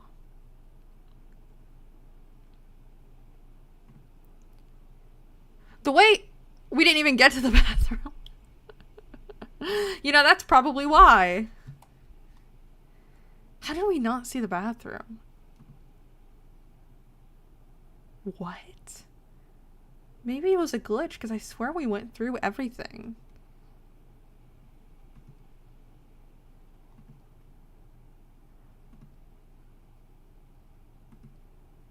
Okay, weird painting. Boxes, fire hydrants, first aid.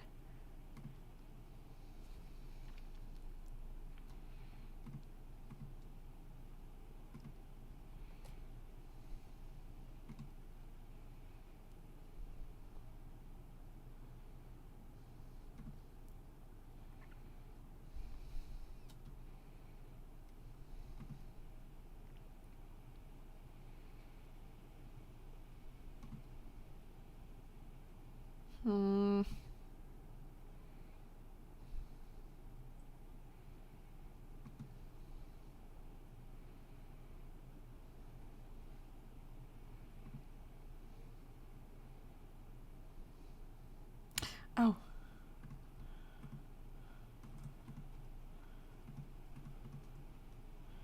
The door is open.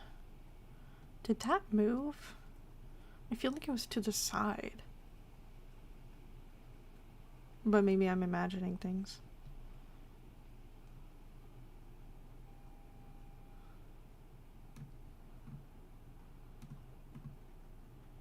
I'm gonna do it anyway, just in case.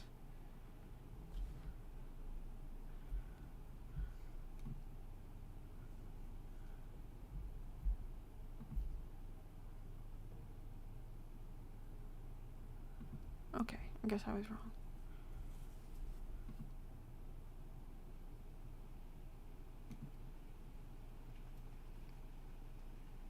If you hear raining or wind sounds, it is raining outside my house.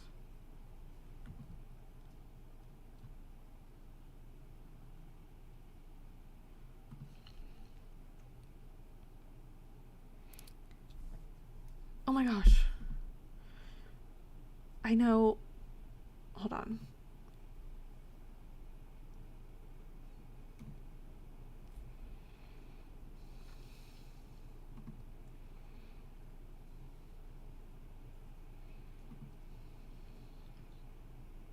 Okay. I was going to talk about something, but I got scared that I saw something, but I did not.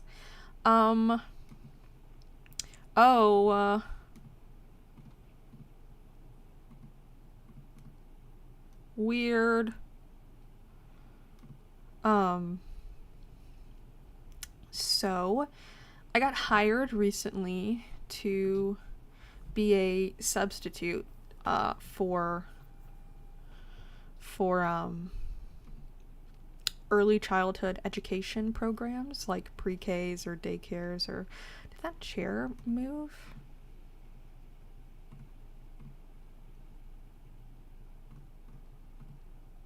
Oh, nice. Yeah. But you have to complete 2 trainings before you actually get shifts. And one of the trainings is first aid. Very understandable. But I have to pay for it. And it's like $40, which is really frustrating. And they gave me no indication that they would reimburse me. Which is really annoying. And then the other thing is a health and safety certificate, and the training is free, but it is 10 hours long, unpaid. 10 hours. 10 hours of unpaid training, which sucks. Oh, that scared me. Oh god, that's rough. Yeah, oh, there's an eyeball here.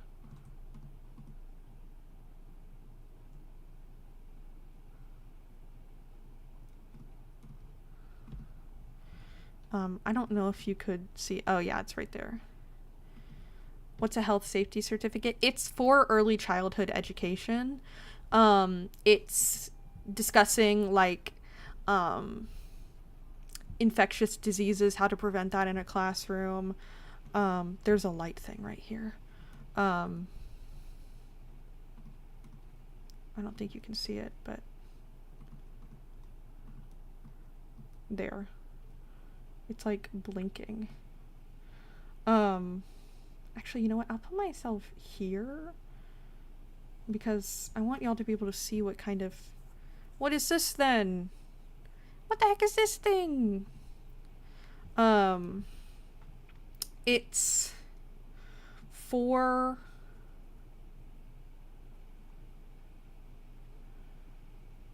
Actually, maybe I should put myself here.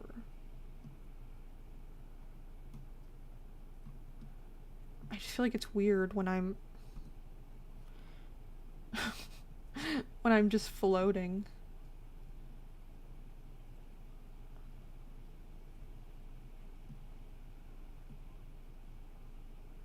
We'll be fine. I think here's probably best because then y'all can see more, probably.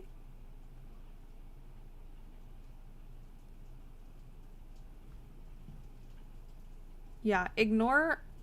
Actually, hold on.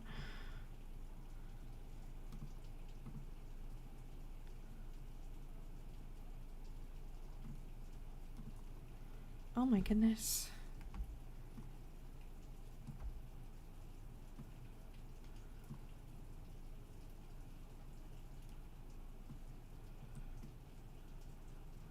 I can have a frame without being a disembodied torso.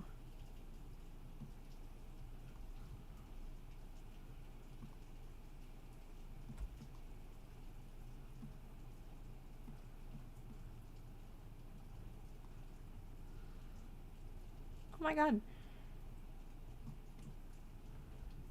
There, I think that's better.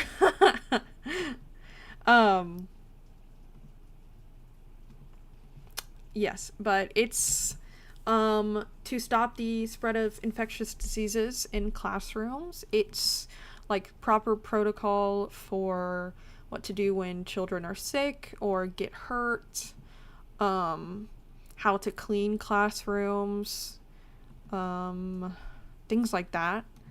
But 10 hours is crazy. Or like, I think it's a little crazy.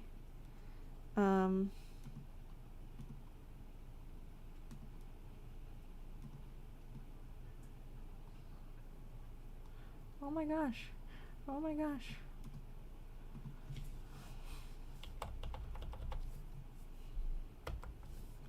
I just want to... Okay. We're fine.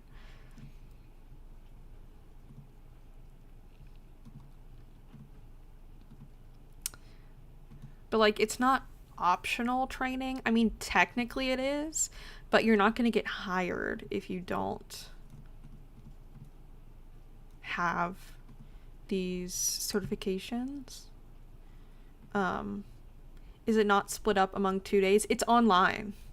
It's online. I've done a bit of it. And it's not hard. Like, a lot of it is just standard like health and safety stuff.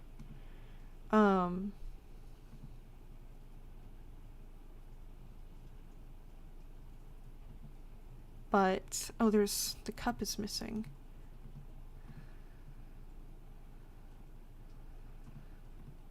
There was a cup here. But it just like it's just a lot. And obviously I don't ever want to not be properly trained for like childcare. What are you?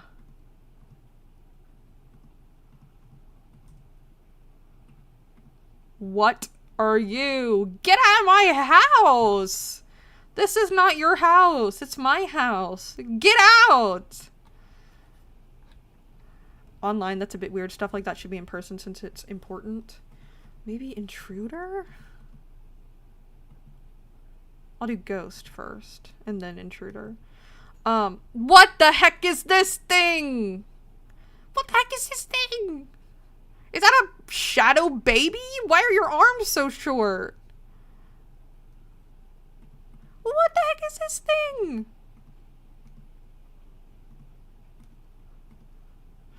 It's just a little dude. Send my report faster. There's a guy in my kitchen. What the heck? What is it then? I already tried Shadow Anomaly. Who are you? Who is this lady?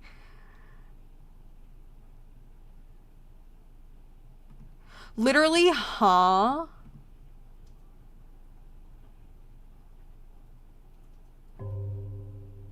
Literally, huh? Who is this?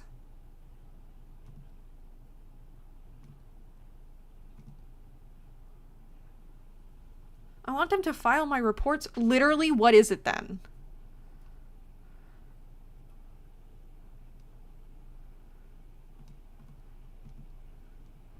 Who is this?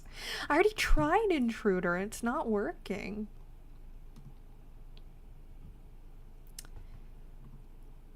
Oh my god.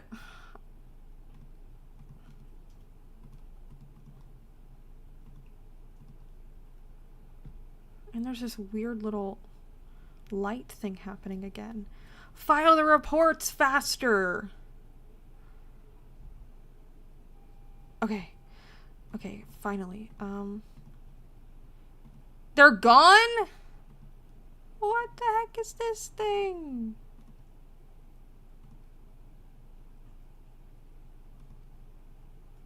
Oh my gosh, that's gonna get us in trouble.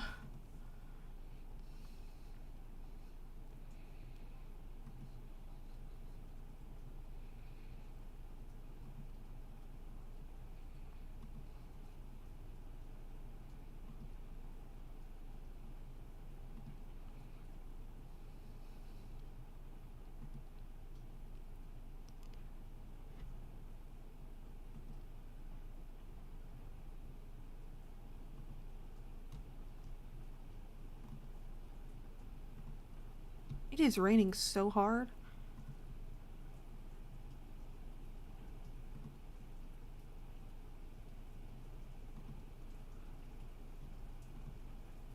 You can hear rain very loudly in my room for some reason.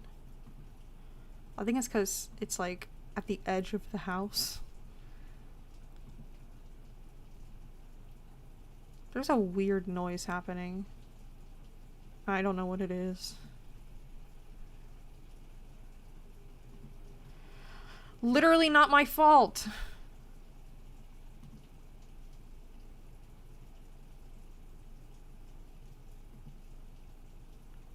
Oh. There's an abyss.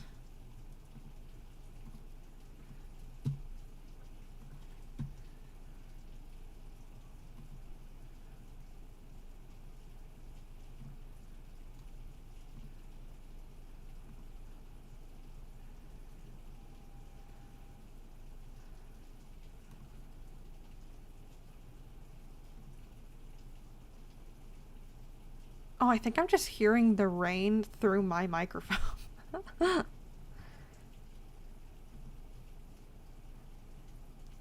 So smart, Bibi. You're so smart. Literally where? Literally where? Where? I see nothing.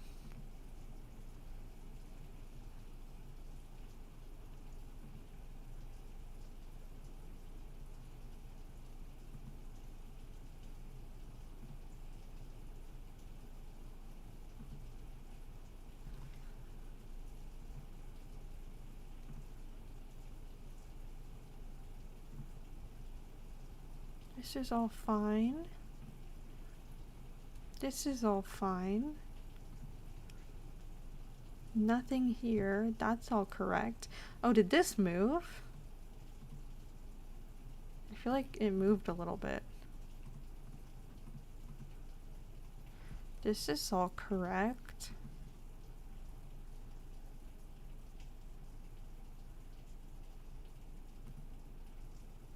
Oh, this chair definitely moved. Finish!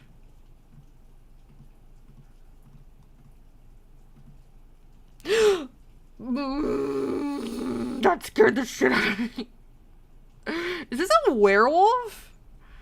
I would say vampire, but why is he so dirty? Like he's been rolling around in the mud like a werewolf.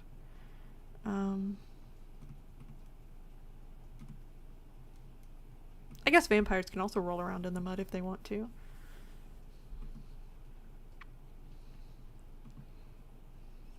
I shouldn't discriminate against a vampire's ability to roll around in the dirt. Ew! Ew, why did I see it? Hated that.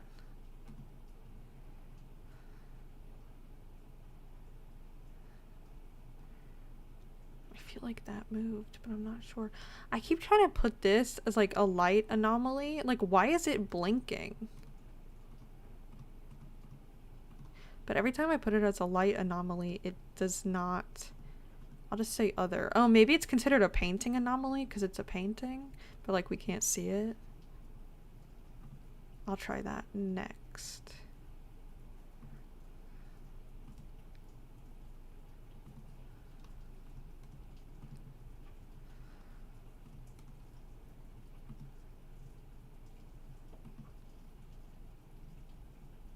It is pouring. Oh!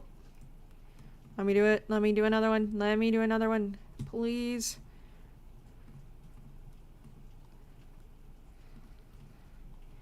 Camera malfunction. Oh, you're right. Another one! Oh, it's the same door? Is that the same door? I think it is. It is.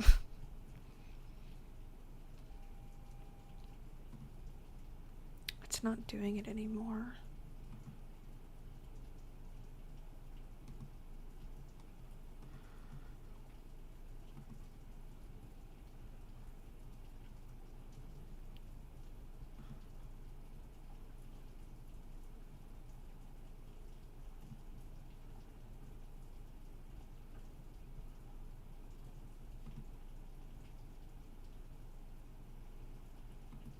I have Supernova by Espa stuck in my head. I feel like I saw something here. Oh, I'm blocking it.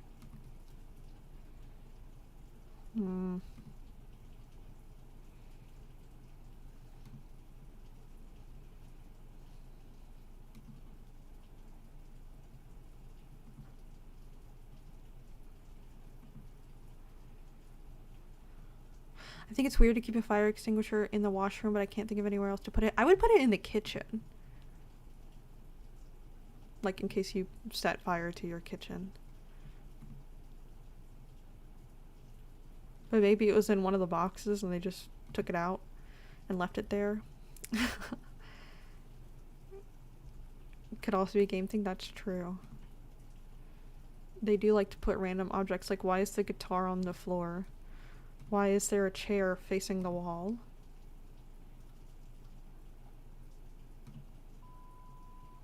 Literally what? Oh! We were kind of close. I'm gonna try the other house now, even though it's...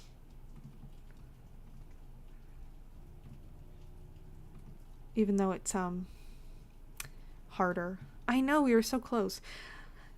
This house is so strange to me. Mirror, books, outside, plants, 2 super weird paintings, family picture again, pencil, guitar still on the floor, coffee cup,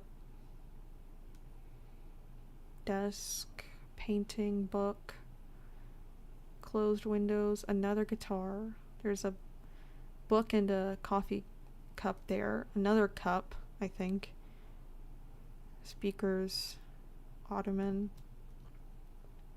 weird painting, dishes, rug, door, chair. That is already open. Okay. Pills again. Hairspray. Weird ass paintings again.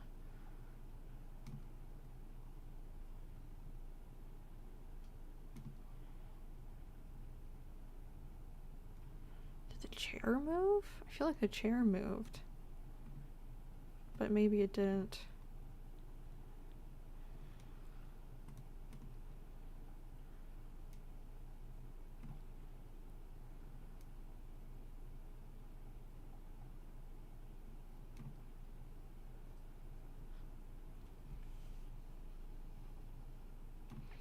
It did not.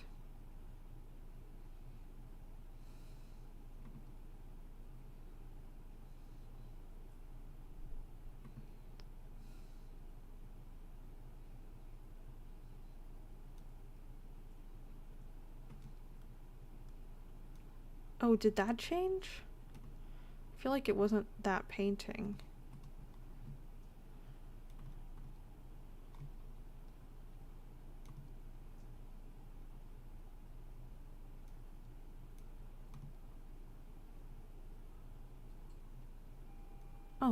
Yes.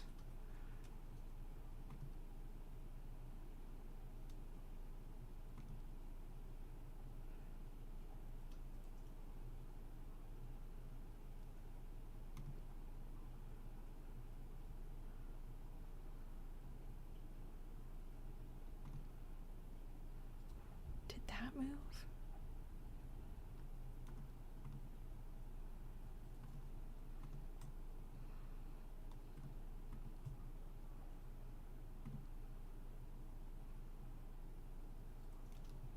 Is that something wrong with the painting?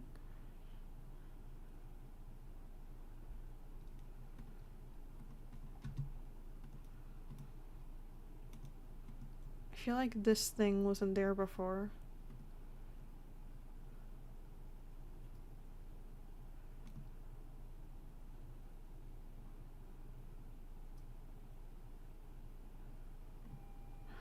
Yes.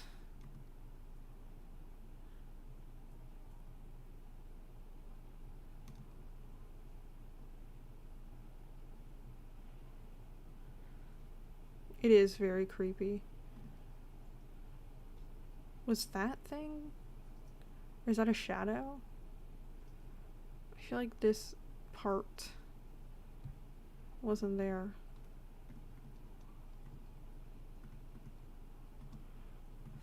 It's okay. It's really hard to tell sometimes when the paintings are already so gross.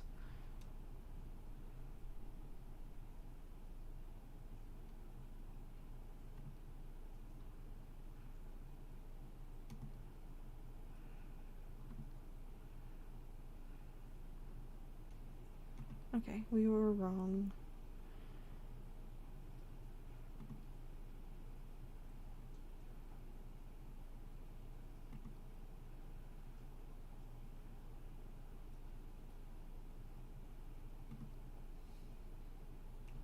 Oh, light. Oh no. There's a weird light outside. That scares me every time.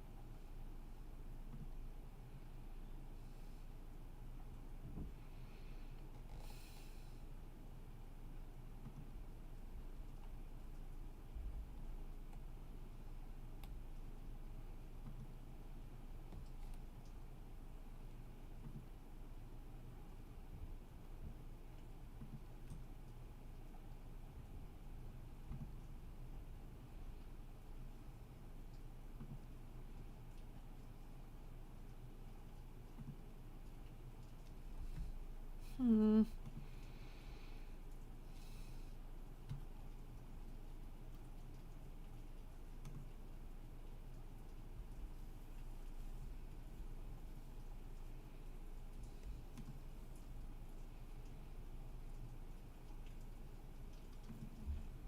Oh, my stomach's growling.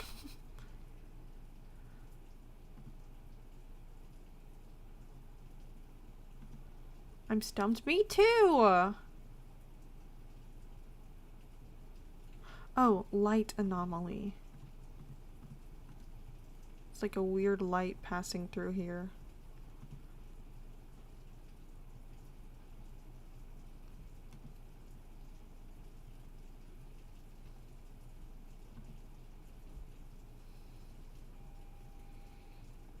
Okay.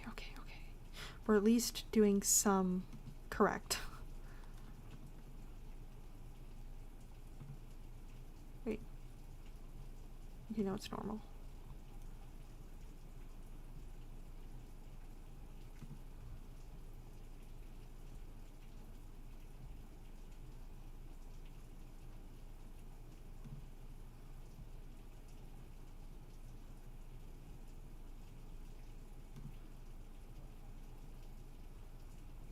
Oh, A door opened.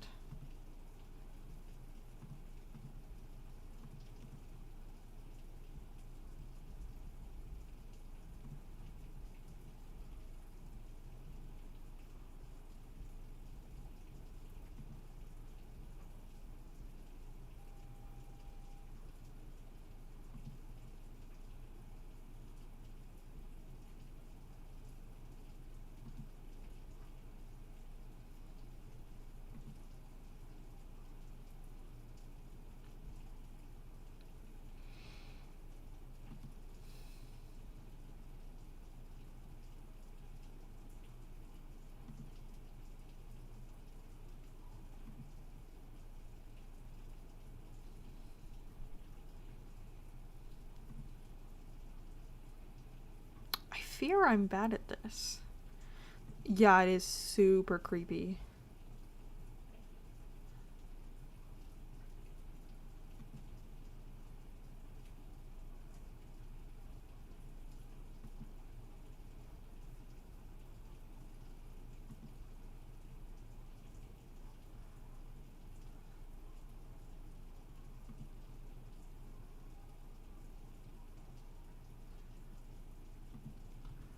Wait, what was that? Okay, now it's fine.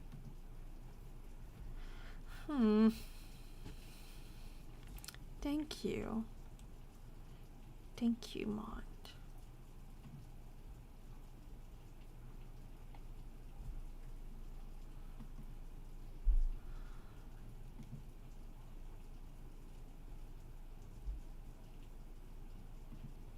I guess while I can't find anything, I'll talk about my job some more.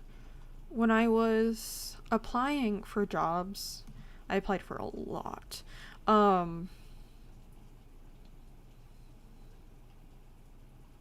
Is this a light anomaly?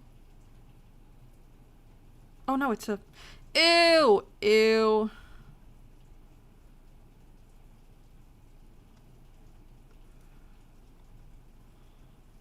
Distortion, I guess? Why is it growing? Ew. I got, quite a few, like... Yawn. I got quite a few responses, because there's, like, such a shortage of child care workers right now. And one of the responses I got was for a daycare in my area, and I went in to apply for the assistant teaching position.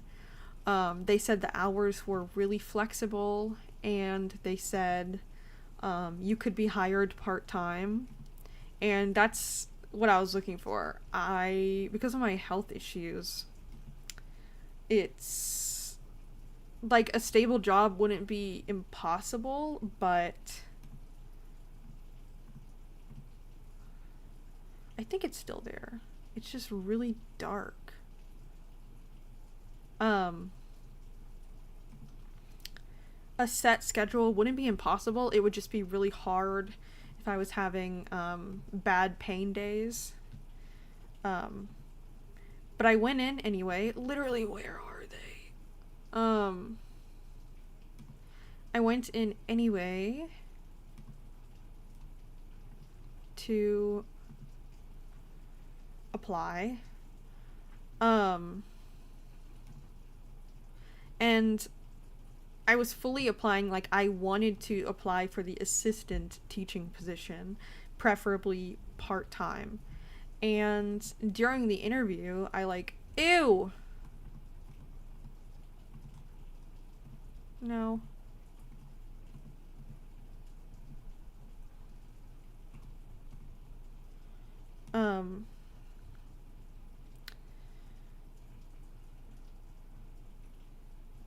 During the interview, I explained all of my credentials, like my experience.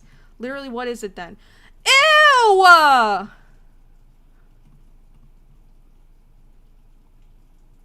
It is outside because it's through the window, right?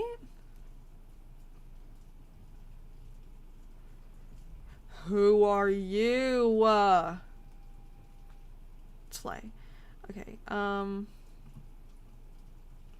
Nasty, nasty, nasty, nasty. Very nasty.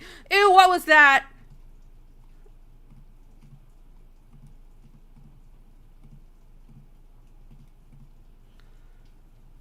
Yeah, it's gross. It's gross. I hate it. Um anyway, during my interview I went in to apply for the teaching assistant position. And, oh, I hit my desk. And during the interview, because of my qualifications, they were like, we actually think you'd be better as a lead teacher. And I was like, oh, like, for who? And it was for 3-year-olds. But then the entire interview, they talked about how their current lead teacher is amazing, but she's going on an extended trip back to where she's originally from because it has better health care, and she's going to get some medical procedure done. And they were like, she's amazing. You have huge shoes to fill. You'll be in charge of the curriculum, of designing lessons based around the curriculum, of like making it fun and engaging for kids. And I was sitting there like, yeah, that sounds fun if I wasn't chronically ill. Like, I love working with kids. I love teaching kids. But currently, because I'm having a lot of trouble with my medical issues, because I feel like my doctors aren't listening to me. Did something move? I just can't do a full-time position right now.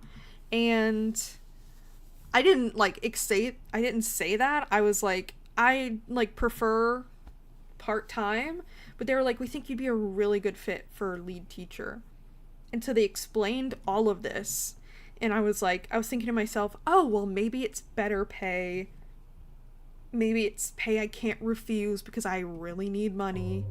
At this point, my account was like going under every other week. You have huge shoes to fill is such an employer red flag. Yeah. Oh, we're dead. Okay, I'll talk a little more about this and then we can play another round. Oh wait. I didn't mean to do that. I was like, okay, maybe the pay is really good because I really need like steady income. Like I said, at this point my account was like going under every other week, and the bank I used has such high with like overdraft fees. It is actually a little crazy, but you know, my medication can be expensive. Like I get 2 of my medications in 90-day batches, and they're each $50. That's actually crazy. But I just finished the interview. I was like, at least they were really nice, blah, blah, blah. But they also said that I can't show my tattoo.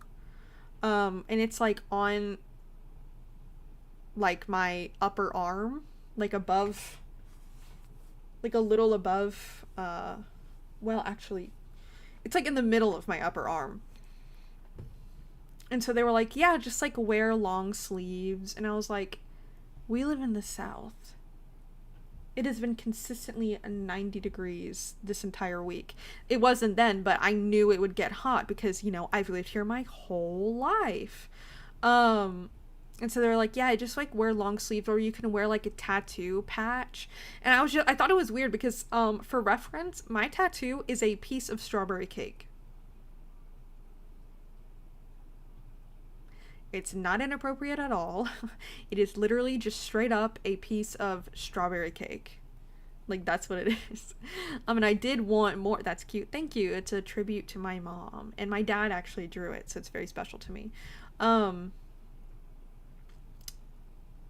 Yeah, I plan on getting more tattoos, so I was just like, nah, none of my tattoos are going to be inappropriate, but like, wearing long sleeves all year when we live in the South. I've said this before.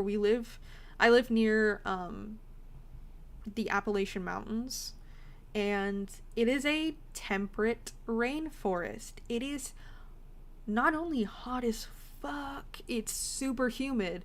So I was just like, and I already have problems with dealing with heat because of my medications.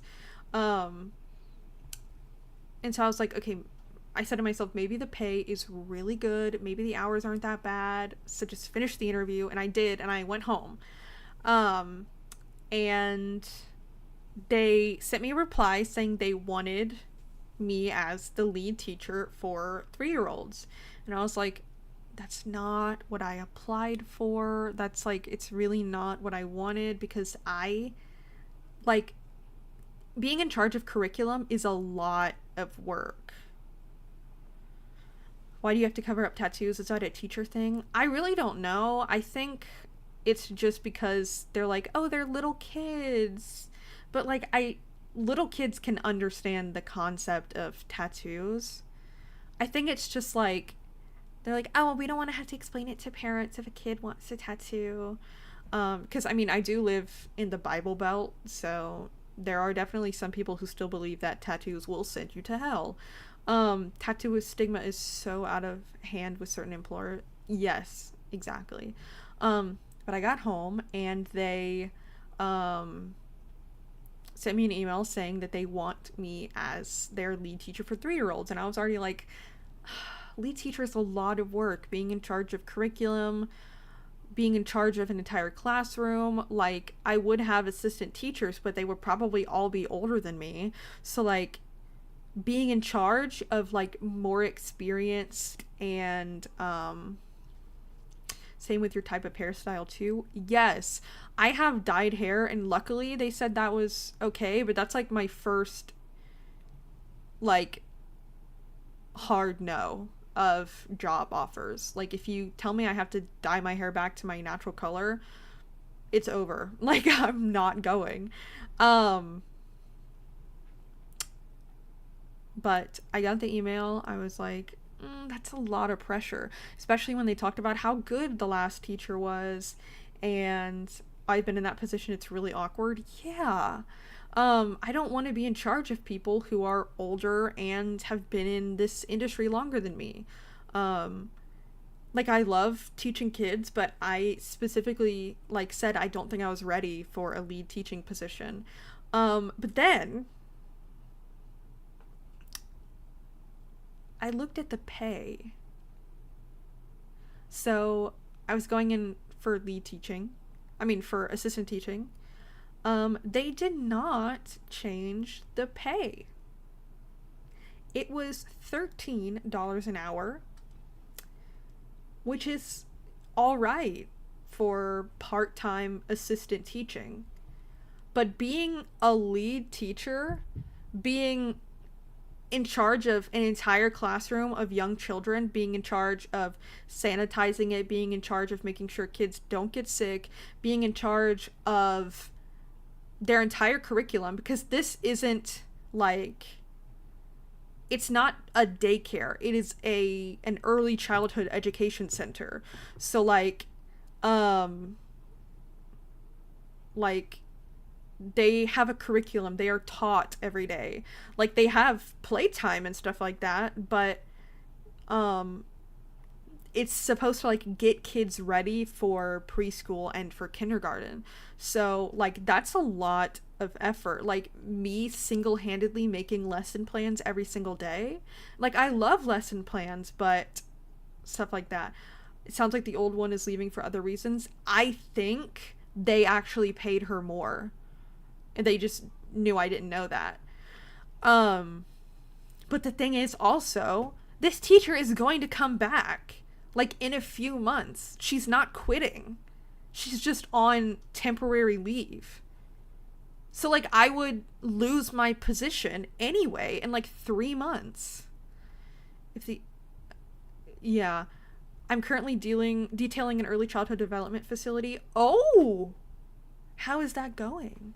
I have worked with young kids before, but I had never worked like pre K through 12. My experience is with elementary schoolers, um, and specifically in like multilingual classrooms, um, and stuff like that. I interned in an elementary school near where my university was, and I helped in English learning classrooms, and I also like integrated learning classrooms. I helped in those. It's where there's multiple teachers, and one teacher at least is fluent in the languages that most of the kids speak at home, and then another teacher like purposefully, even if they know the language, like purposefully speaks English, so they can go to the fluent teacher if they need help, but they can also learn to interact in English like with confidence, because the teacher's not going to get mad at you. And like the tests and stuff have translations for kids who don't speak English at home, and it's honestly a really good system. I think multilingual classrooms are kind of essential for kids who don't speak English at home. And I think they should be in every school, honestly. But a lot of times schools, partially because of budget, but partially because of lack of attentiveness, will just stick kids in ESOL classrooms and be like, hope you have fun with the rest of your classes. Like, you're gonna make someone who is just learning English do language arts? That sounds unfair to me. It's pretty simple. I look at blueprints and decide what they need for doors and frames. Oh, that makes sense. One thing, you probably already know this, classrooms, like children's classrooms, are always better with windows that can open. That's obviously not possible for like multi-level schools a lot of the time, but being able to open windows and air out classrooms is really helpful for reducing the spread of infectious diseases and germs and stuff, especially in the winter, because then you're like turning your heat on and it makes the classroom really humid, which like is a breeding ground for germs. But yeah, I definitely rejected the job because $13 an hour for a lead teaching position is actually crazy.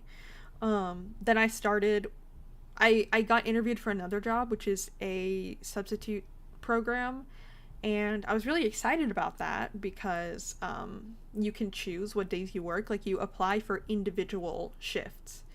And I've applied for some, but I have not gotten hired for any of them. Probably because I haven't finished my certifications. They know that I have been like CPR, first aid, and health and safety certified in the past. I just have to redo all of the training to get it updated. $13 for anything is awful. Unfortunately, I have never worked a job where my pay was that high. I worked as a waitress slash like, what is the person who like greets people at restaurants, slash sometimes prep chef slash dishwasher slash cleaning everything in the restaurant slash keeping track of hostess. Yes. I did everything in that restaurant besides cook or like manage income, and I was paid $10 an hour, and I did not get tips, which was not super fun, especially because I was the only waitress. That should be illegal. It felt illegal. It felt a little illegal. They didn't split it with you? Nope. Absolutely not.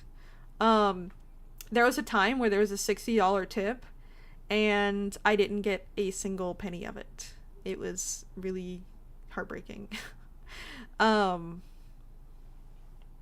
it's a local restaurant, and sometimes the manager, it was run by a couple, sometimes the manager would help me like bring plates, but pretty much it was just me.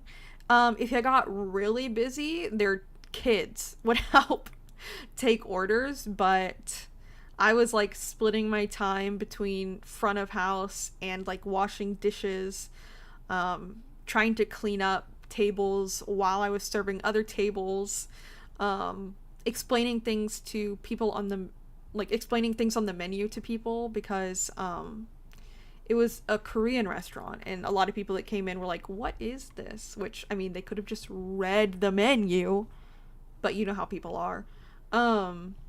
I did get free meals while I was there, which is really nice, but I also was not allowed to sit down if there were people in the restaurant. And I didn't know I was chronically ill at the time, but I've always been like a little frail. And I was working, like, I think I was working 6-hour shifts when I was in school. And then, when I wasn't in school, I was working like 8-hour shifts, including closing. And when I got to summer, I was working, sometimes I worked all day. Like, they opened at 11 and I would get there at like 10:30 to help clean, and then I would get home at like midnight. Sometimes like 11:30, but yeah, because I closed, and it was not fun. You were hosting, bussing, waiting, and cleaning and didn't get tips? That is correct. And to top it all off, when I called in sick, the manager would call me to see if I was really sick. Like, to see if I sounded sick. And one time I was nauseated and she told me to come in anyway because it didn't sound like I was sick. I probably wasn't contagious. Crazy. And I ended up puking, like, in a trash can, and then being so nauseated that I could not stand. And so my family had to come pick me up. Yeah. It was crazy. And then when I worked at a dining hall in university, my life is full of crazy stories. I'm sorry. Respect for the trash can, I would have puked on the manager. Isn't that illegal? It's illegal if you tell people. But I felt bad because this was like a small family business. And like, I didn't want the kids to not have income in their house. And like, I generally liked this couple, like, who ran the restaurant. But they just, like, I think they expected a lot out of me when they really should have, like, hired more people. I was also in charge of training anyone who applied for the job, which didn't really go well, even though I was very patient. I worked at a dining hall in university. Let me go to the talking screen so y'all don't have to sit and look at the pause menu. Okay. I worked at a dining hall at my university, and it was all right. I got paid $9 an hour, which, I mean, isn't good. But, you know, I was a university student. I was just trying to get some extra cash for, like, books and, like, the school fees and stuff. And I was pretty good. Like, the adult employees really liked me, because I feel like I'm a respectful person. I really try hard to be a respectful person, but I didn't, like, complain about any of the stations I was put on. I got there on time. I got there early every single time except one time, because I had an exam at 8 a.m. and then I went back home and crashed, and I accidentally slept through the beginning of my shift, which was at 3. And I called them and I was like, I'm so sorry, I will immediately make up the shift. And they were like, okay, come in for closing. And I did, and when I got there, they had me on extra duties, which were just like miscellaneous things that needed to happen around the dining hall. And what happened that I ended up doing was scrubbing the floor, like the grout on the floor, with a small handheld brush for around 3 hours. And I felt bad because there was an employee who started the same day as me, and we walked in together because we were both like new, and got there around the same time, and they made him do it with me. And I felt so bad for him because I was like, I'm being punished and you're roped in, and I'm really sorry. And the size of the brush they gave him was literally the size of a toothbrush.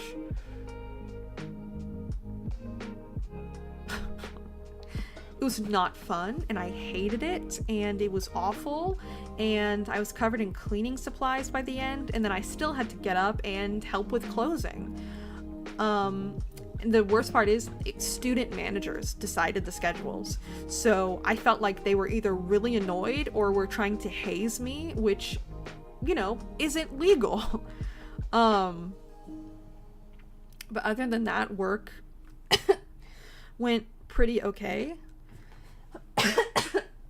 Oh my gosh. Hold on, let me drink something.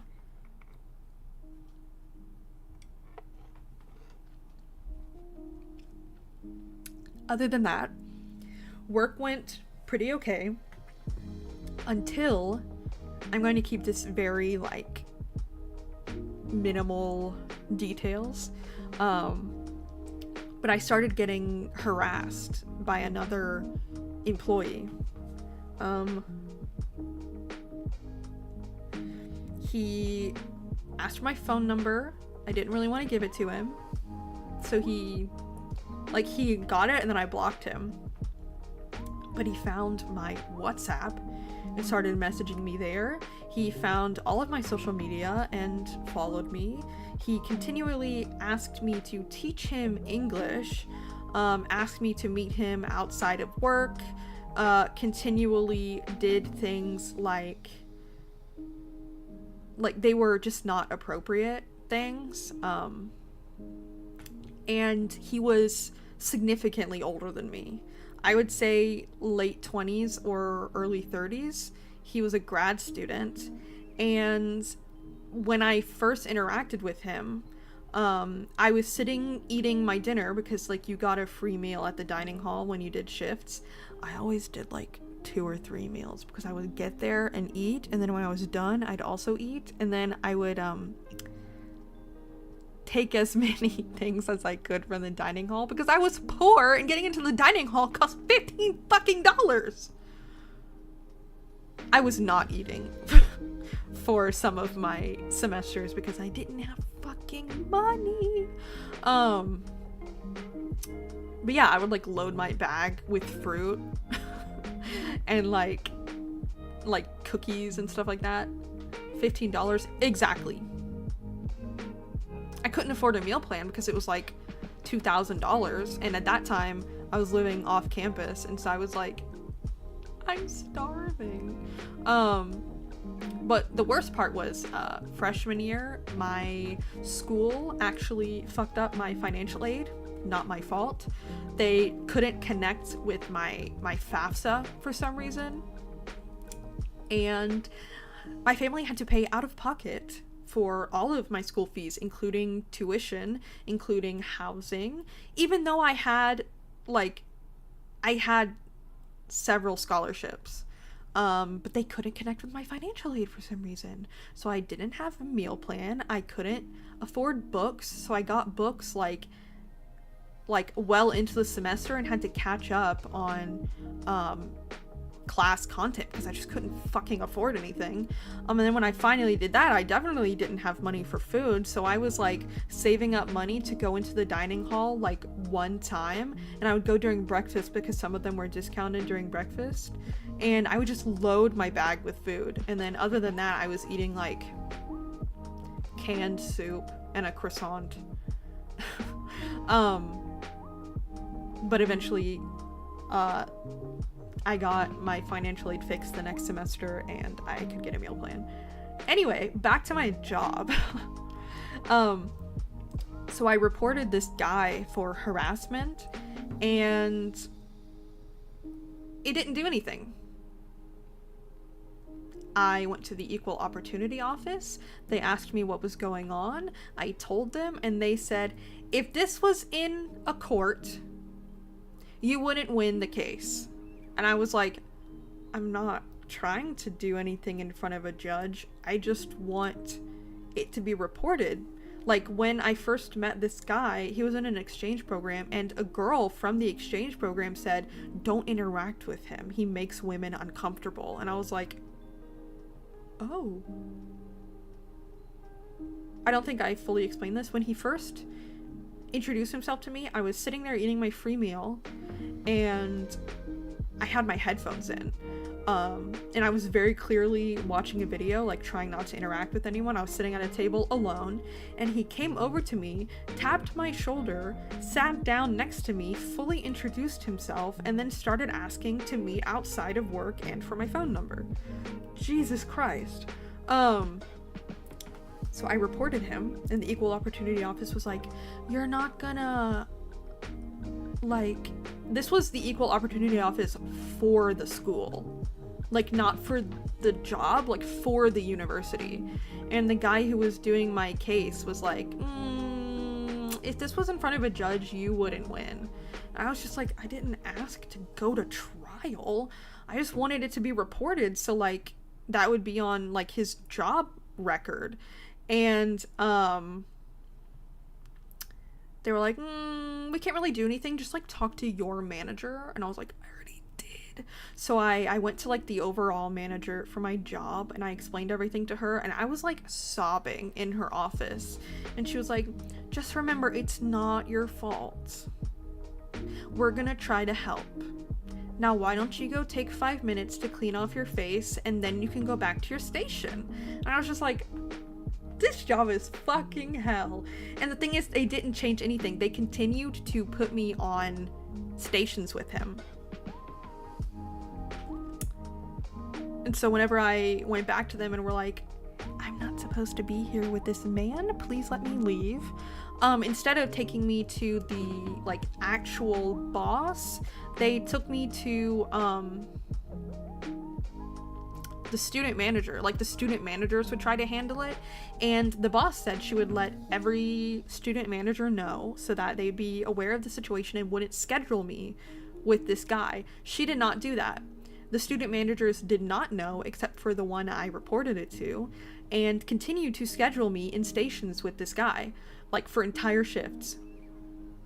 And so I one time went to talk to one of the other student managers because the one who I told about the situation wasn't working. And I was like, I'm not supposed to be here with this man. Like, it's supposed to be known by all of the managers that I don't want to be near him.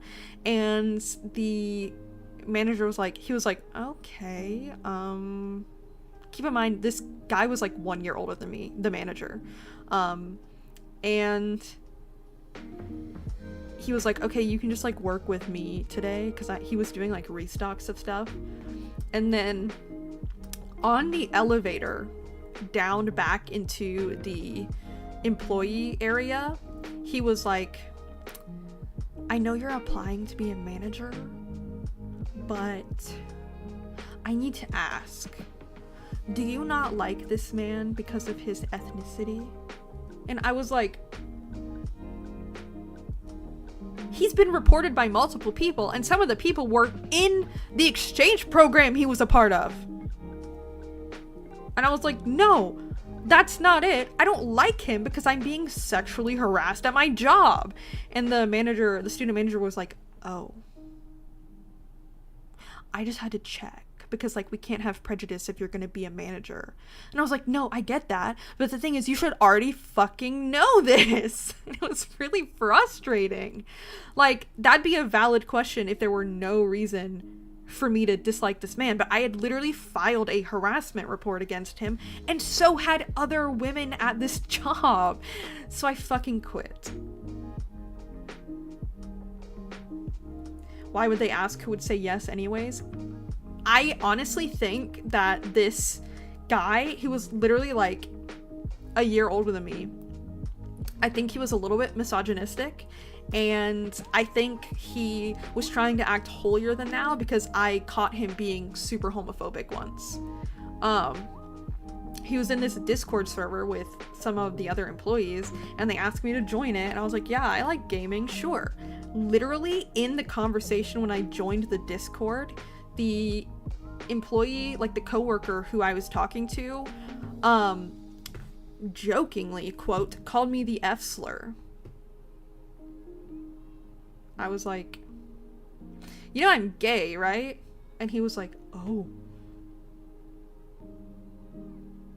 I'm sorry. And I was like, you really shouldn't say that anyway. Like, should it matter if I'm gay? You shouldn't say that to anyone. That's really horrible. And so I left, and I left the Discord immediately. I was in there for like 10 minutes.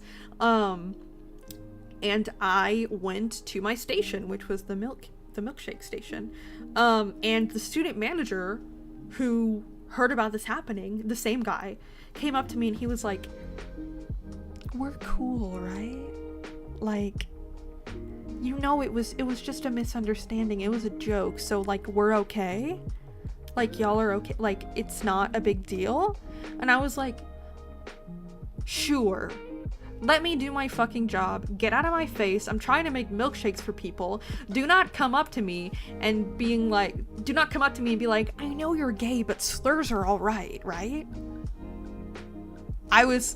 So many things were wrong with this job. I feel like I just have really bad luck when it comes to jobs. Or he was being lazy and not doing his job, or both probably. I think it was both. Like, I think there was just a huge lack of communication in this entire job that led to it being a shit show. Yes. Those are the two jobs I've had. I've done other things for money. But like those are the two actual jobs I've had. Like sometimes I work on my grandparents' farm and they like want to pay me and they give me money and then I try to hide it in their house so that they actually have it, and they've noticed like once. Yeah, but like they don't have a lot of money, so I don't want to take money from them for something that I think is like normal family stuff. But yes. So now I'm stuck on this substitute teaching job, which I really need because that's my income. But I have to finish another like 13 hours of training before anyone will actually hire me, which kind of sucks, but I do understand. I just think it's crazy that it's like unpaid training and the second one I have to pay for myself. Just a little frustrating. Speaking of that, once I finish my training, I may have to move some stream times because typically the shifts are like standard work shifts because most of them are daycares as well as like early childhood education centers. So like most of the shifts are, I would say 9 to 5, but it's more like 8 to 6 because you have to be there before and after, which sucks, and you get 1 single hour break sometimes. Some shifts are less than that, which is like what I generally try to look for, but they tend to be like farther away from my house. Searching for jobs right now, it's pain. Yeah. Yes. But yeah, I might have to change some stream times. I don't want to stream less often because like I really love it. I love playing games. I like streaming a lot. It's something I'm really passionate about, but it might just be like the reality until I build up a savings where I can comfortably do less shifts. My throat is dying. But we will play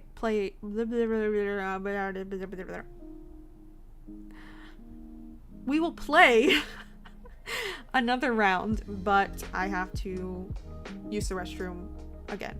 Do what you need to do. Gotta take care of yourself first and foremost. Yeah, I agree with that. Mentally, I'd rather be here, but I think most people would want that. But yes, we will play another round, but first I have to use the restroom again because I've been drinking a lot of liquid. I will be right back.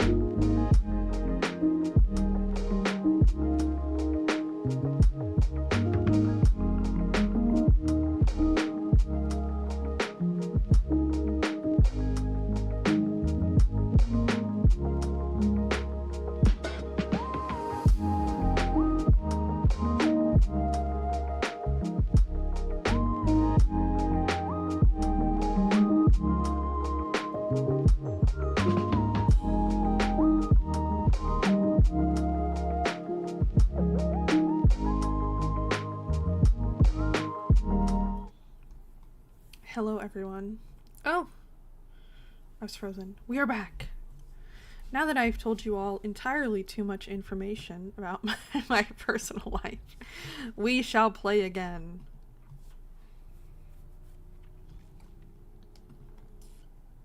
We'll try the new house again.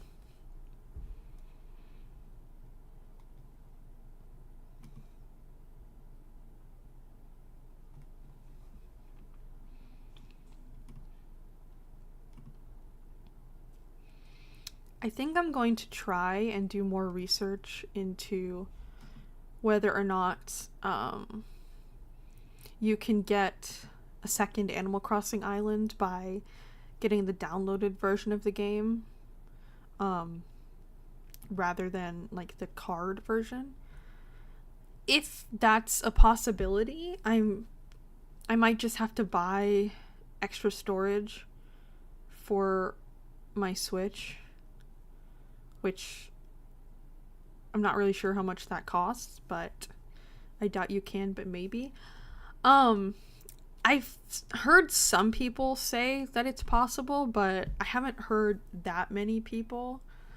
If you can, then I might do that and try and like save up money for like extra Switch storage. And if you can't, I'm just gonna continue trying to save for a second Switch.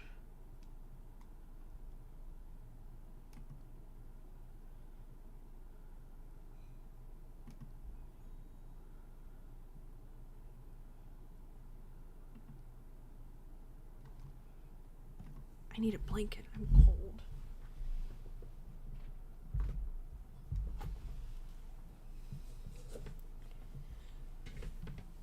I'll give you one guess. I'll give you one guess as to what is on my blanket. Like what like pattern is on my blanket.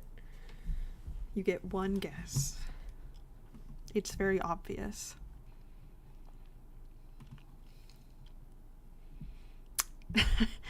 It's not tiger print, it's just the face of a tiger. Yeah. It's just one giant tiger face. It's very soft, though.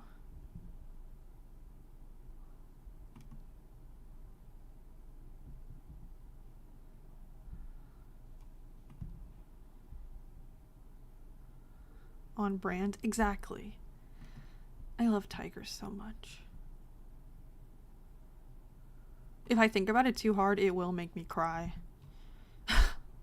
Which might sound really stupid, but it is true.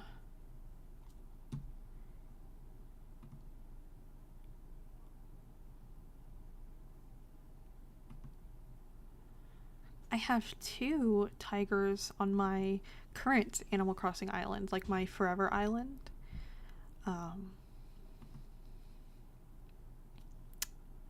I have Bianca, who is technically categorized as a tiger, but looks like a snow leopard. Which, fun fact, are the wild cats most closely related to tigers, which is kind of strange because they're very different looking cats.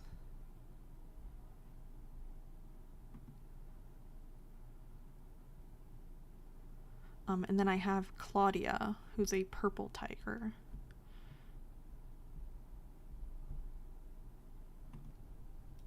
Oh, no thanks. No thank you. What is your face?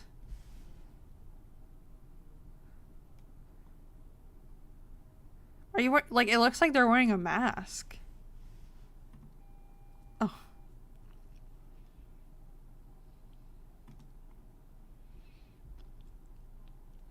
I like most of the tigers in Animal Crossing, but for some reason, I don't understand why they made it so you only get one island per system. It's really weird. It is really weird, and they've gotten a lot of negative feedback and like backlash for that. In theory, there's a new Animal Crossing coming out, and it likely will not be like that because of how much criticism Nintendo has gotten.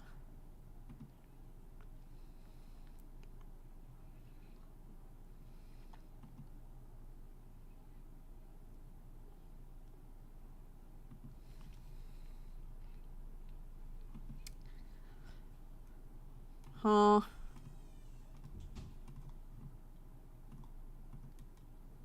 Weird.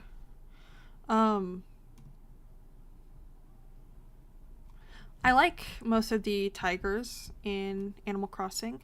Not all of them are tigers, they're just like listed as tigers because they're tiger adjacent, I guess. But for some reason a lot of them are like jock type. Ugh. Tragedy. A real tragedy. I guess I'll be saving for a new Switch then. You'll have to wait a little longer for our Animal Crossing adventures, but we will get there eventually. I'm not really sure what I want to do when we finally start playing. I really like themed islands. I have a couple themes in mind. I think it'd be funny to do an island of all one animal, like a cat island, a penguin island, maybe make it a throne goal. I feel like it's really expensive. Oh, I don't want y'all to have to pay for that. I'll get there. That'd be cool. I'll think about it. I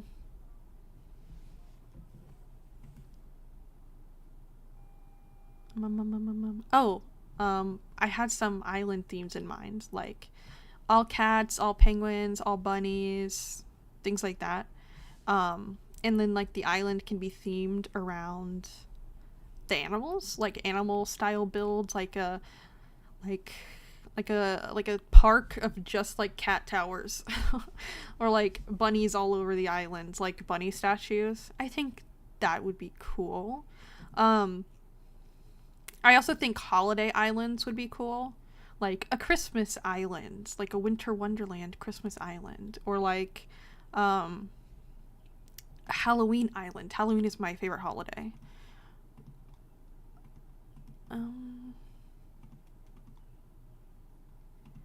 Which, I mean, my forever island is kind of a Halloween island. It's really barren right now because I'm so indecisive that I keep trying to change what it looks like. I also think like cottage core islands or like enchanted forest islands would be fun. Like steampunk islands, dystopian islands. I really want to do a pirate island and like only give the villagers pirate clothes. I think that'd be really fun. I always feel like Marshall should be a pirate. I know most people would probably disagree. I don't know, he just gives me pirate vibes. I think it's because one of my favorite K-pop groups is ATEEZ, and people always say ATEEZ is a pirate themed group, Like, their concept is pirates. And people always say that the captain looks like a squirrel. And Songhwa, my bias, Songhwa loves Animal Crossing. Like, seriously loves Animal Crossing. Like, does Lego builds of Animal Crossing characters, has streamed his Animal Crossing island, stuff like that, which I adore him, and he's just like me. And he once went through and, like, decided who all of the members in the group would be if they were Animal Crossing characters.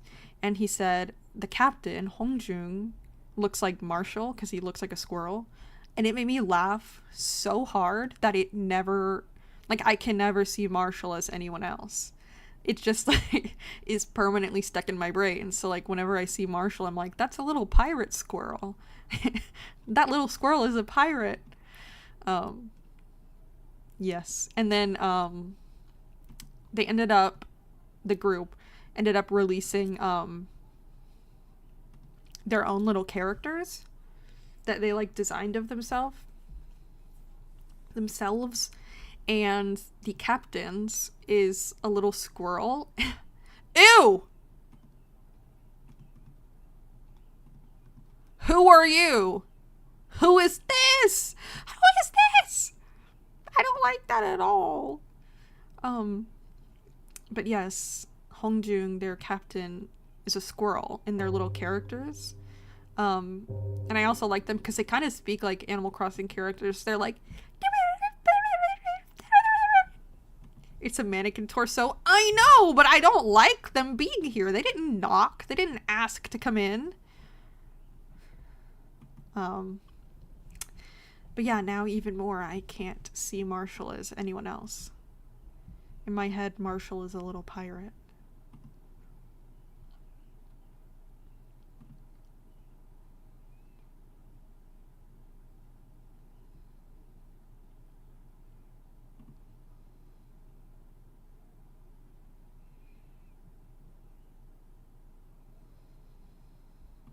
Not like anyone would hear them knocking. Fair.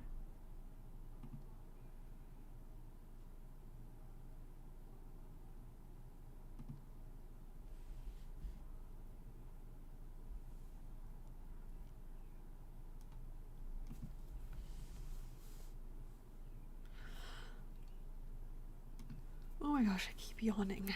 I shouldn't be yawning. I took a nap.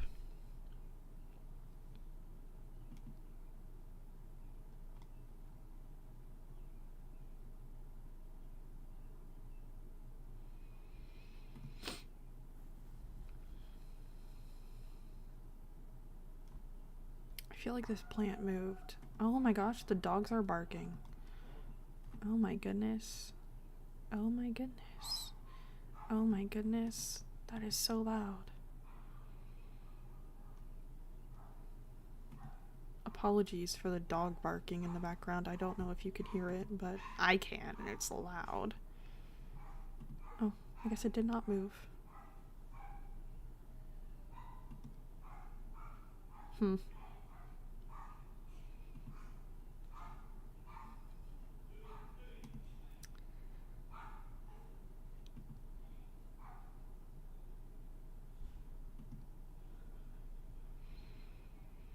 They're not loud or anything? Okay, good. It's just one single dog.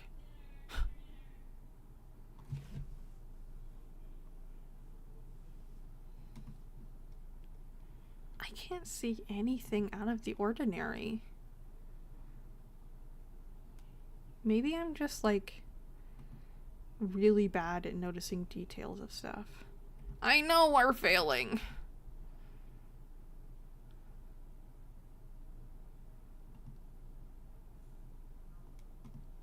Or maybe we shouldn't be doing this until we can actually make it through the old house.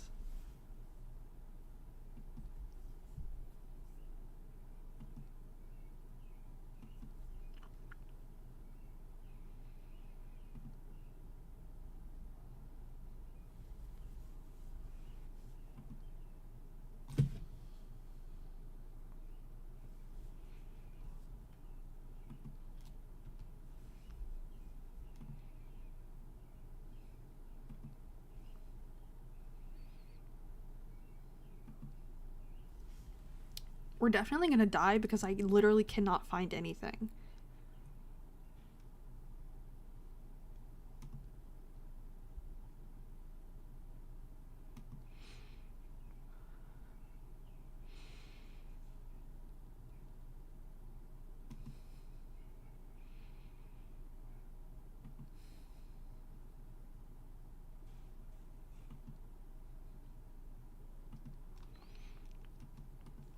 I think it would be fun, but like only if y'all are interested, to do a tier list of my maybe there's nothing to find, it's safe to go inside. Yeah, let's all stay here tonight.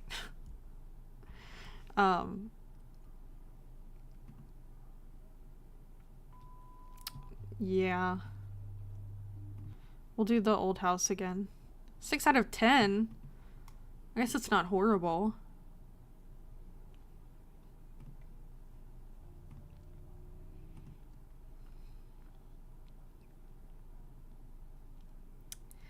I'm really trying to memorize where everything is.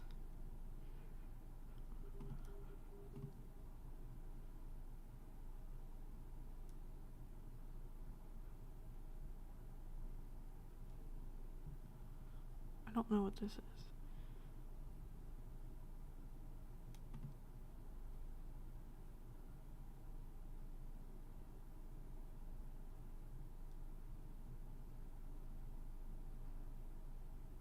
Okay, the chairs are out a little bit. Tier list on what? Oh, okay. I didn't finish my sentence. If y'all are interested, I think it'd be really fun to do a tier list of my favorite Animal Crossing characters, or just like the Animal Crossing characters in general. I also think that Infinite Craft would be really fun, but I know that's like not entertaining for everyone, so I thought maybe those could be like the same stream. Like we rank the Animal Crossing characters and then we like do Infinite Craft, like trying to find Animal Crossing terms. But if that's not something that y'all think would be interesting, I can totally just do that on my own.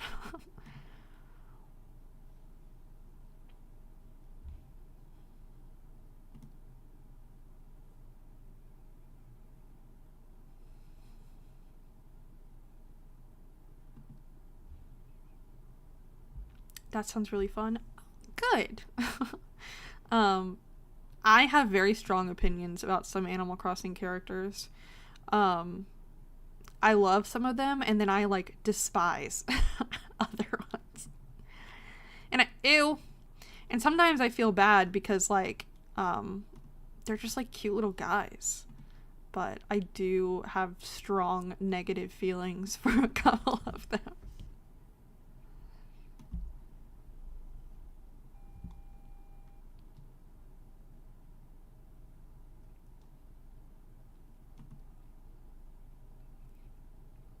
I also think it would be fun if like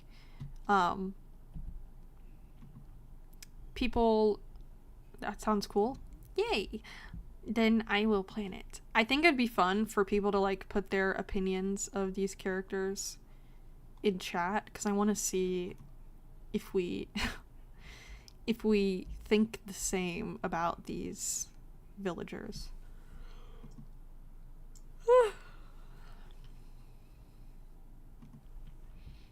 Yeah, there's a lot. There's so many. I definitely don't know all of them, but sometimes it's just vibes. 413. Yeah, that's also only including the ones that are in New Horizons. There are a couple, at least a couple NPCs that are not in New Horizons. Did you know the reason the Roost and Brewster are in New Horizons is because fans were so upset that he wasn't there that they bullied Nintendo into adding him, which I think is really funny and, you know, deserved, because why isn't he there?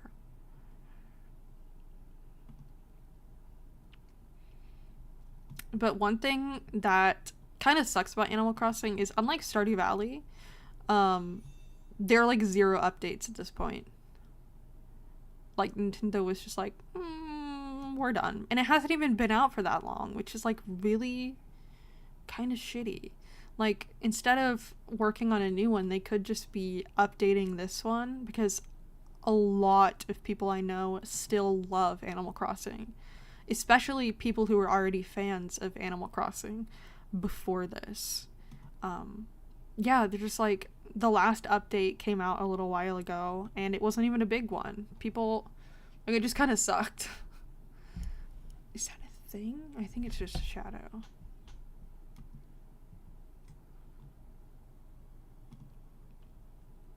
I think that's one reason people are so fond of Stardew Valley, because Concerned Ape really, like, does a lot to keep the community thriving and interesting. And in my dream, you had no face.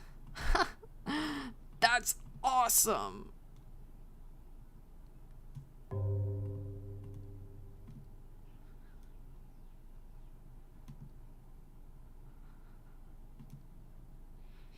But yes, Concerned Ape really does his best to, like, make sure the community is, like, getting new content.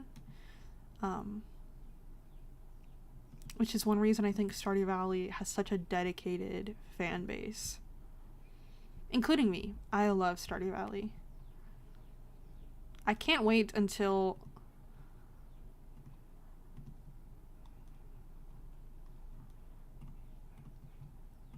we get further into the game, because for people who aren't, like, Stardew Valley players, the beginning can seem slow.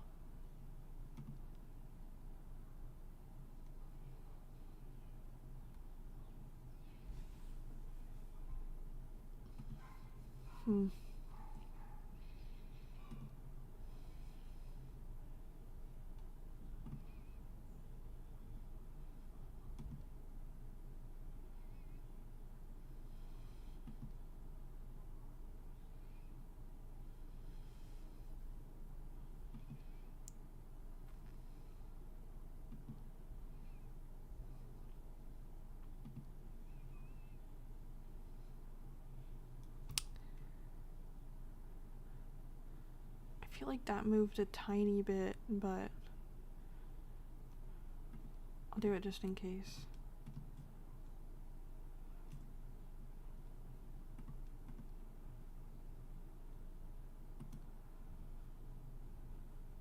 Ew, she's back. She's back.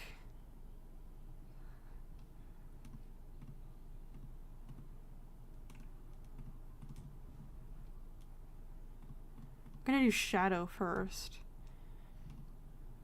Ew, the little kid is back. Oh, it's the same person. I see. I might be stupid. It's the same person. Okay. This little kid is freaking me out.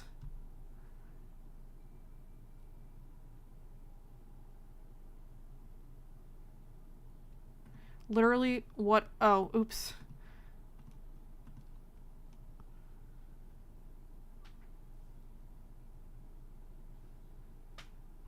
Get this kid out of here. Get him out.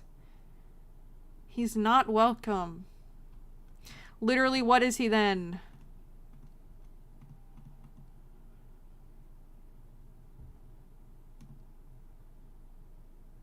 Oh, a cigarette's missing. Literally, what is he then?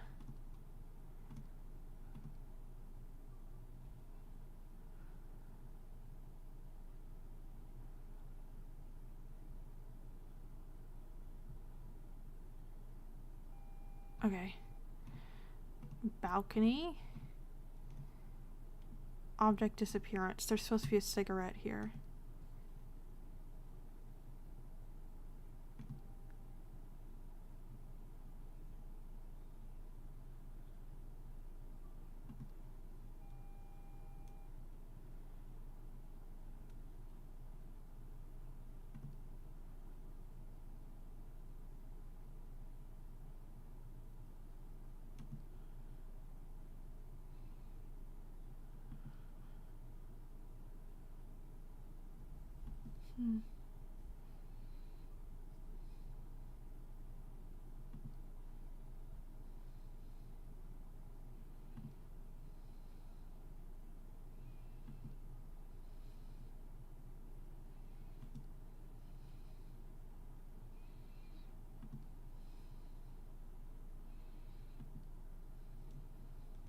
The cup is gone.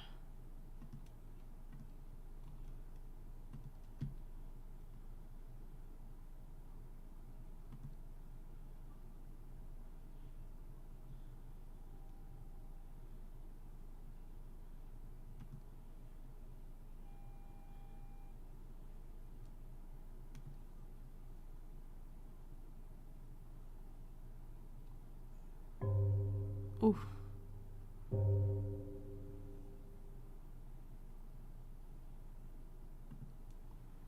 There's that thing again.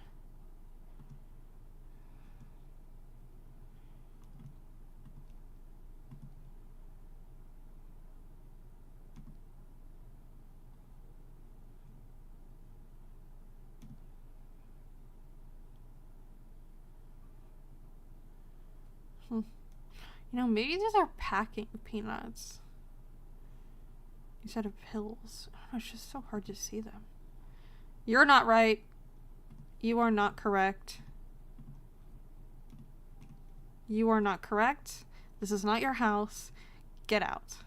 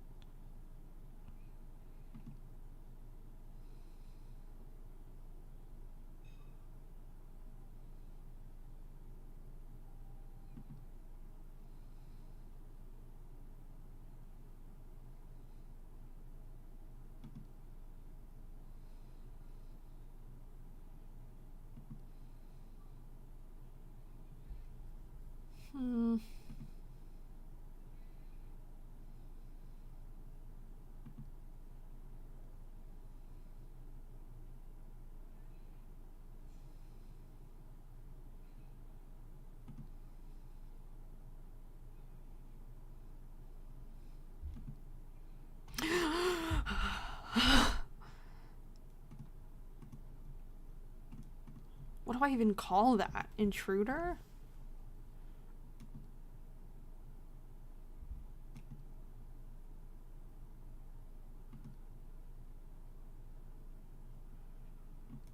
Huh?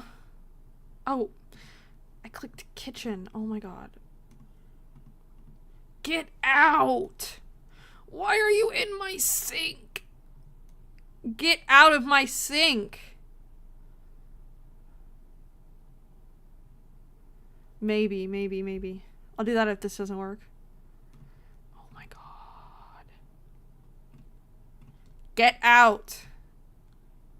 If that doesn't work, I'll try ghost. I don't want you here. Okay. You're a genius.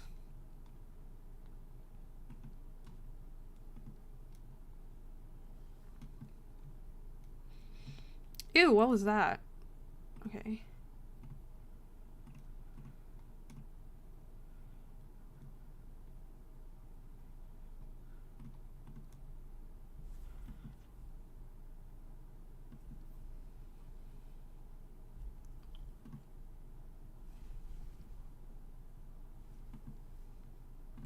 Huh?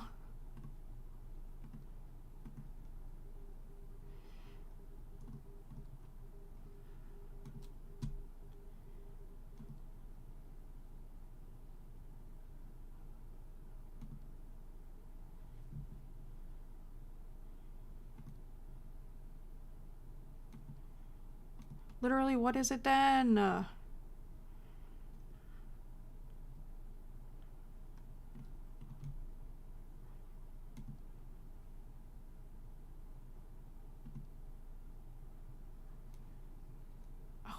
Let me.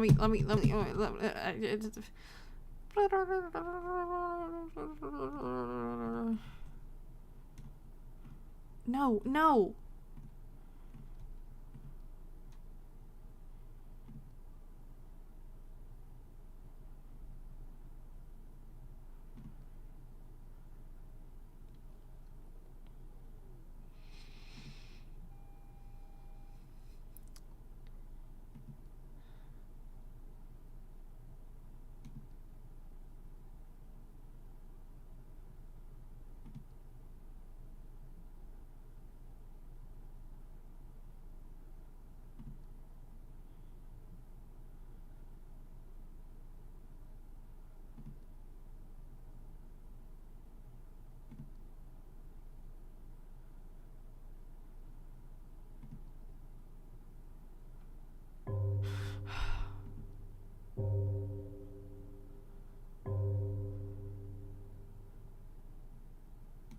Oh, wait.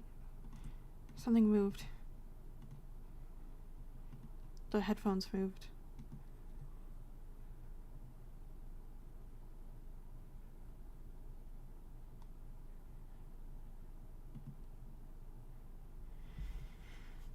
Have you played That's Not My Neighbor? I haven't. What's it about?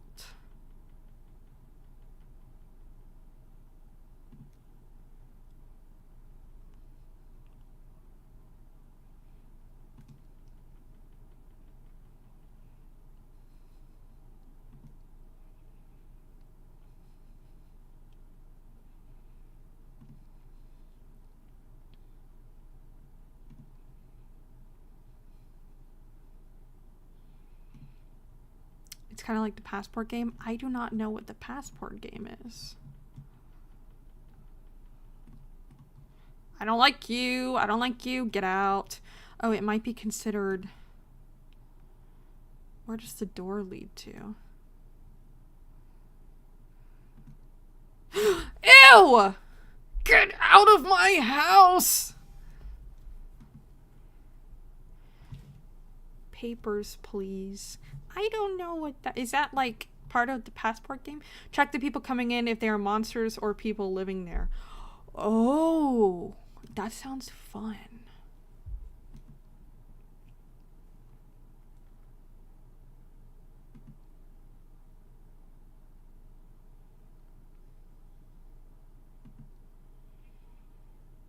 Ew, what are you? What is that? Ghost, maybe? What are you? What the heck is this thing? Oh my god, oh my god, oh my god. Get out! Ew!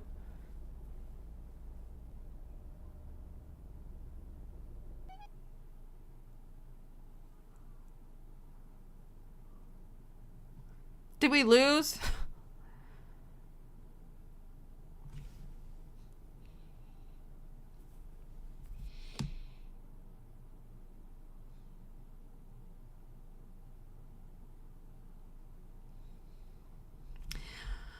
I tried not to, but I see now.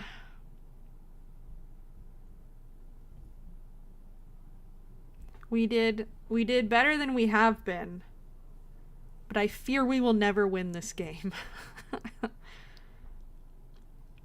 Oh, that makes sense. We are back.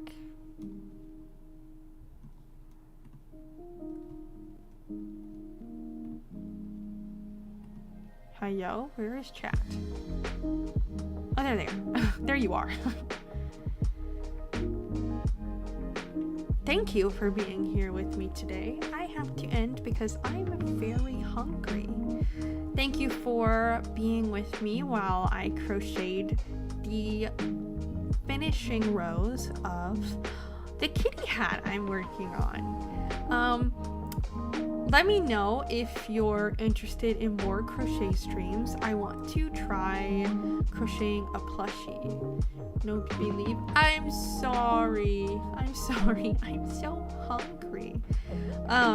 We will be back on Saturday with Minecraft, which I am very excited for. Thank you all for putting up with the 180 of vibes. More would be nice. Okay, good. I will plan for more. Thank you for being here for crocheting and for observation duty. I know they are very, very different, but I'm glad some of you were interested in both. Watching you crochet was really cool. Thank you. I like comfy streams. I am glad. I'm sorry the comfiness ended with monsters. But we will be back Saturday with Minecraft finally returning to Tiger Town. Maybe we can actually get some building done, but I think I'm going to focus on resource grinding. I hope I can make it next time. Me too, but there's always the VODs. If you want to watch me crochet, then you can. But there will definitely be more. I think that's it. back Saturday with Minecraft, which I'm excited for. And I think that's all I have left to say. As always, thank you all for being here. A very horanghe to you. I tiger you. I hope you all have a very good night and a very good Friday. I will see you Saturday, and I hope everyone has a very tiger evening.